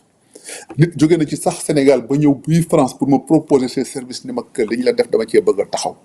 ma ni leen noo doy na bëgguma am une défense pléthorique bëgguma am ñu naan que dafa bari avocat bari xaalis wala dafa et cetera te ñi nga xam ne dañ ma doon liggéeyal wala di ma jàppale xëy na bu ko nit ñi xamul du xaalis la ci dugal wala du wutatur moo leen ci dugal am nañ koo pare wala seentu lu ma leen di fay loolu mooy li nga xam ne que mooy remerciement ak loolu dama koy jagle waa Sénégal dama koy jagle ñi nga xam ne aussi sama ay àndandoo lañ ak sama ay nattango geenu golo nag gudd na lu fa cong toog borom yëpp ko xam naa ña nga xamee ni que tey dem nañu taxaw sama waa kër seeti leen nemmeeku leen defal leen xëy na sax xëy na sequma ko ak ñoom wala bu ma ko yaakaaroon ni seq naa wala jiwuma leen lu ni toll bokk ñu def lu mel noonu samay bokk samay xarit samay am di jàmm ay kilifa aada ay kilifa diine ku nekk yaa ngi def sa kéemtu lay kattan di ma defal di defal sama njaboot ak di ma ñaanal ak di ma teg ci yoon ak di ma teete ñooñu aw ma seen fay ulul di leen sant te di leen wax ne leen que nag ji nañ ma ngor ji nañ ma kóllëre ñaan naa yàlla fay leen ko ci teranga loolu daal mooy li nga xam ne mën naa ko wax ci mbir mi njaw des na xam bi nag dossier Sénégal bi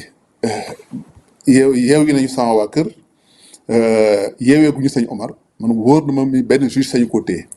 kon bu ñu woo dossier bi dañ ko téye mais avant juge di wax sax procureur général mën na koo bàyyi te bu ko bàyyee tamit dossier ba nga xamee ne dara newu ci dossier ba nga xamee ne ku ñuy poursuivre keneen la ñu war a poursuivre ku dul man ñu bàyyi ko fa di ma topp noonu lay mujjee ñu tëj dossier bi jàll ci leneen noonu lay mujjee te xam naa ni aussi am naa confiance ci justice su France parce que aussi ma tànn ñëw France mënoon naa dem beneen réew mais xam naa ne que justice su France c'est une justice ba nga xamee ni dina indépendante répondre aux desiderata de la justice et des règles des exigences de la justice et du droit xëy na ñëpp mënuñu ko am Sénégal nag ndaxte salfate nañ fa ak ay droit nit xëy na bu ñu amoon justice bu mel ni bu France wala bu mel ni yenn réew yi li xew Sénégal lu ci bari du fa xew man nag sama vocation mooy démocrate sama vocation mooy ñu respecter les droits de la personne humaine sama vocation mooy ñu sàmmante ak un état de droit loolu ku ma mas a dégg ci la ma dégg may wax ku ma mas a xam aussi ci nga ma xam ma koy wax loolu duma ci teggi sama tànk dinaa ci continuer sax ci léeg-léeg nag aussi mbir dina am coow li dina bari mais léeg-léeg bu coow li baree da nga naan tekk wala fi dañ naan wala tubaab bi dañ naan on doo fobeere buy taw da ngay xaar ba taw bi séwét nga soog a mën a fobeere coow li au début bari woon na ñu bari dégguñu ma woon naan mais Madiambal du wax Madiambal dafa noppi mais d'abord booy wax di nga toog ba xam ci looy tontu ak noo koy waajale ak fooy tontu moo tax ba ma commencé nag di tontu ci la ñu ni ma fël sama gémmiñ ni ma doo fi waxee léegi nag dem nañ ba mënatuñ ko kon nag dinañ nangu nga accordé ma émission dinañ nangu keneen accordation mu neex mu naqari dinaa wax ci Sénégal dinaa wax bitim réew te li may wax mi ngi leer ci bopp nit ñi mi ngi gindi askan wi ba tey bari nañu ni xëy na am na nuñ ko déggee woon am na luñ ci foogoon wala am na luñ ci defee woon xëy na puisque ñoom nag aussi propagande la ñu am seen propagande am na ay temps am na ñu mu yóbbu woon waaye defe naa ñu bari dellu si nañu.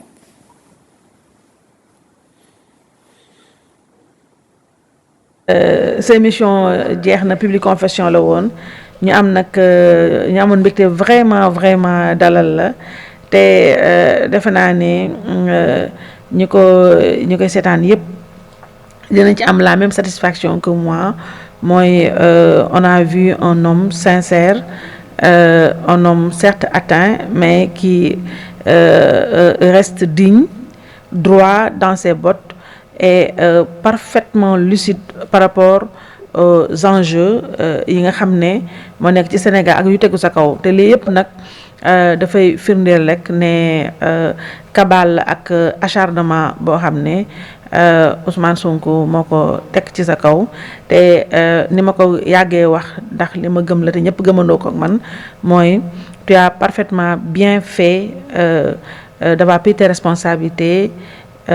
et dem fi nga xam ne dina la mën a may nga mën a jot la plénitude en tout cas sa intégrité morale et physique te ce n'est que le bien du Sénégal finalement moo fa nekk ndaxte bu doo woon yow nga nekk fekk nga nekk ñàkk fi nekk ba tey yaa ngi nekk ci li nga xam ne sacerdoce ci yow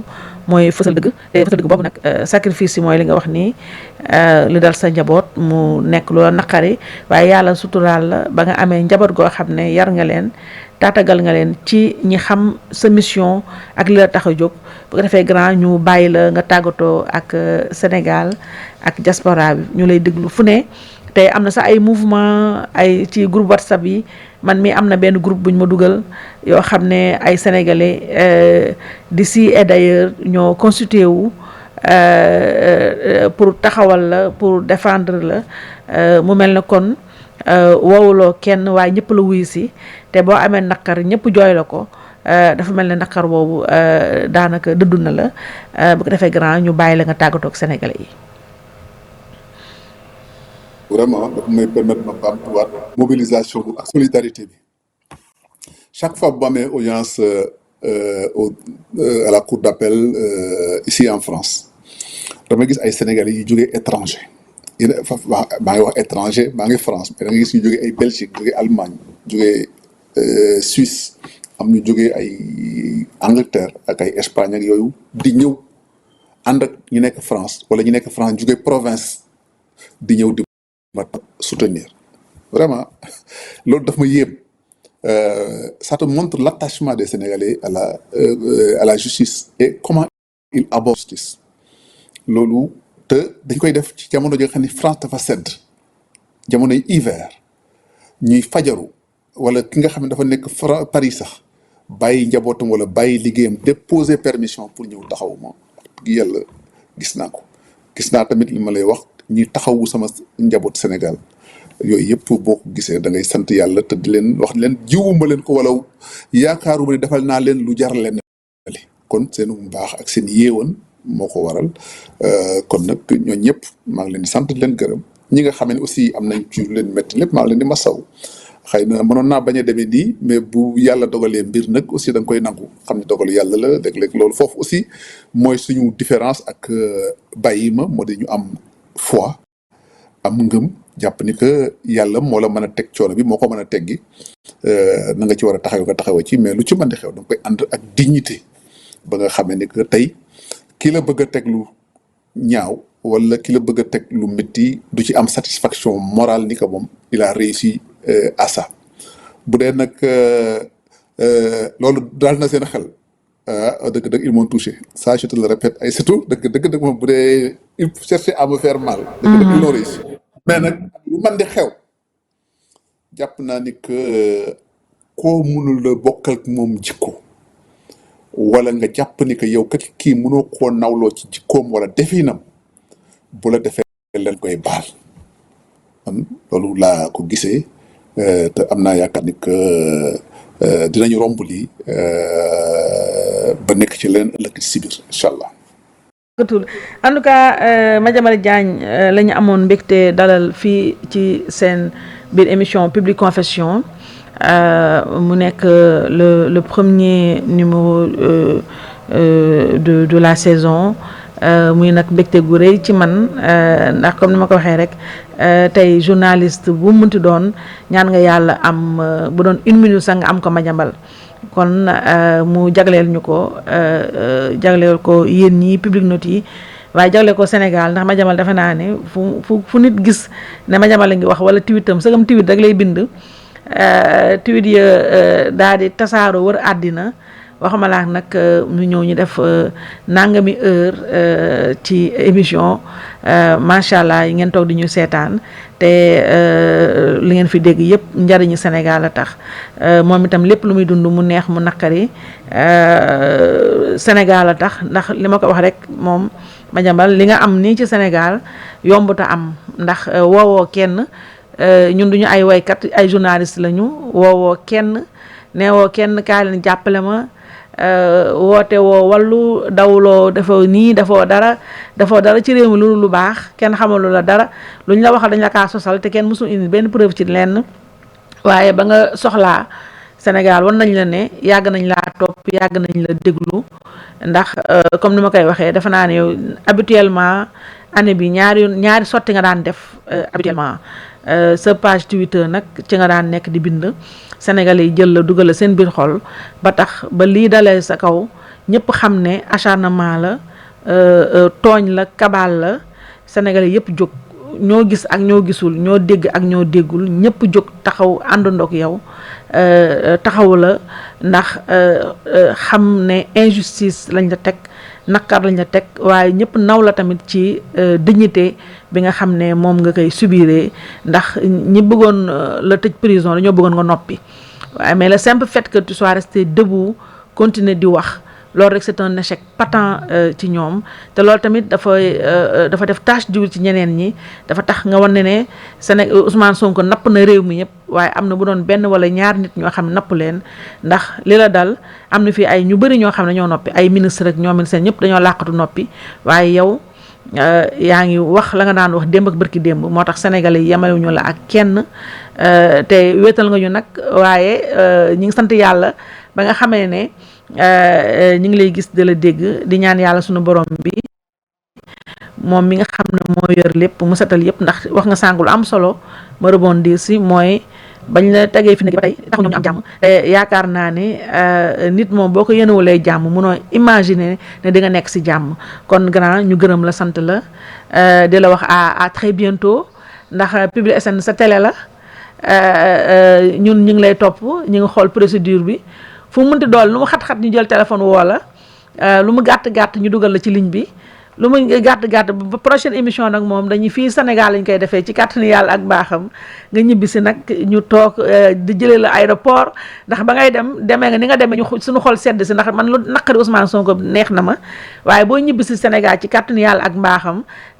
dañu lay jëli ñu jëli jiwoon Ablaye Wade en 2000 boobu ñu nekkoon ay tout tànk waaye yow sa bos bi moom nañ la ne la presse bi yàgg a taxaw noonu la ñuy jël si bu may ñibbi seeg jàmm dama leen di nëbbatu quoi du ngeen xam kañ lay ñëw ñeme nga ko nag capable nga ko mais bii nag moom grand dimbal ñu rek may ñu ko bii daal ba ñibbi si nañ ko yëg ñu taxaw ñun ñëpp teg suñu suñuy pancarte le retour Madiambal is back damay ñëw ba kër ga rek ma daal di def appel vidéo ni la Aïssatou I am back ma loo def baax na lay waaji def moo ma dàqal ñun daal nekk si jàmm rek kontaan nañu grand vraiment merci pour tout ñu lay gërëm di la sant di la dénkaat nag yàlla ndax yàlla mooy sa xarit ñu ngi la bàyyi sa xarit yàlla suñu borom bi barkeel te yàlla la gën a teg loxo di gërëm nag bu baax Public Note yi ak sénégalais yi yëpp ñi nga xam ne d'ici et d'ailleurs ñu toogoon dañuy seetaan Public Confession la woon Aïssatou Diop Fall feggoog magam Madiambal Diagne fii ci Public SN TV ñu gërëm leen sant leen ba beneen yoon incha allah jërëjëf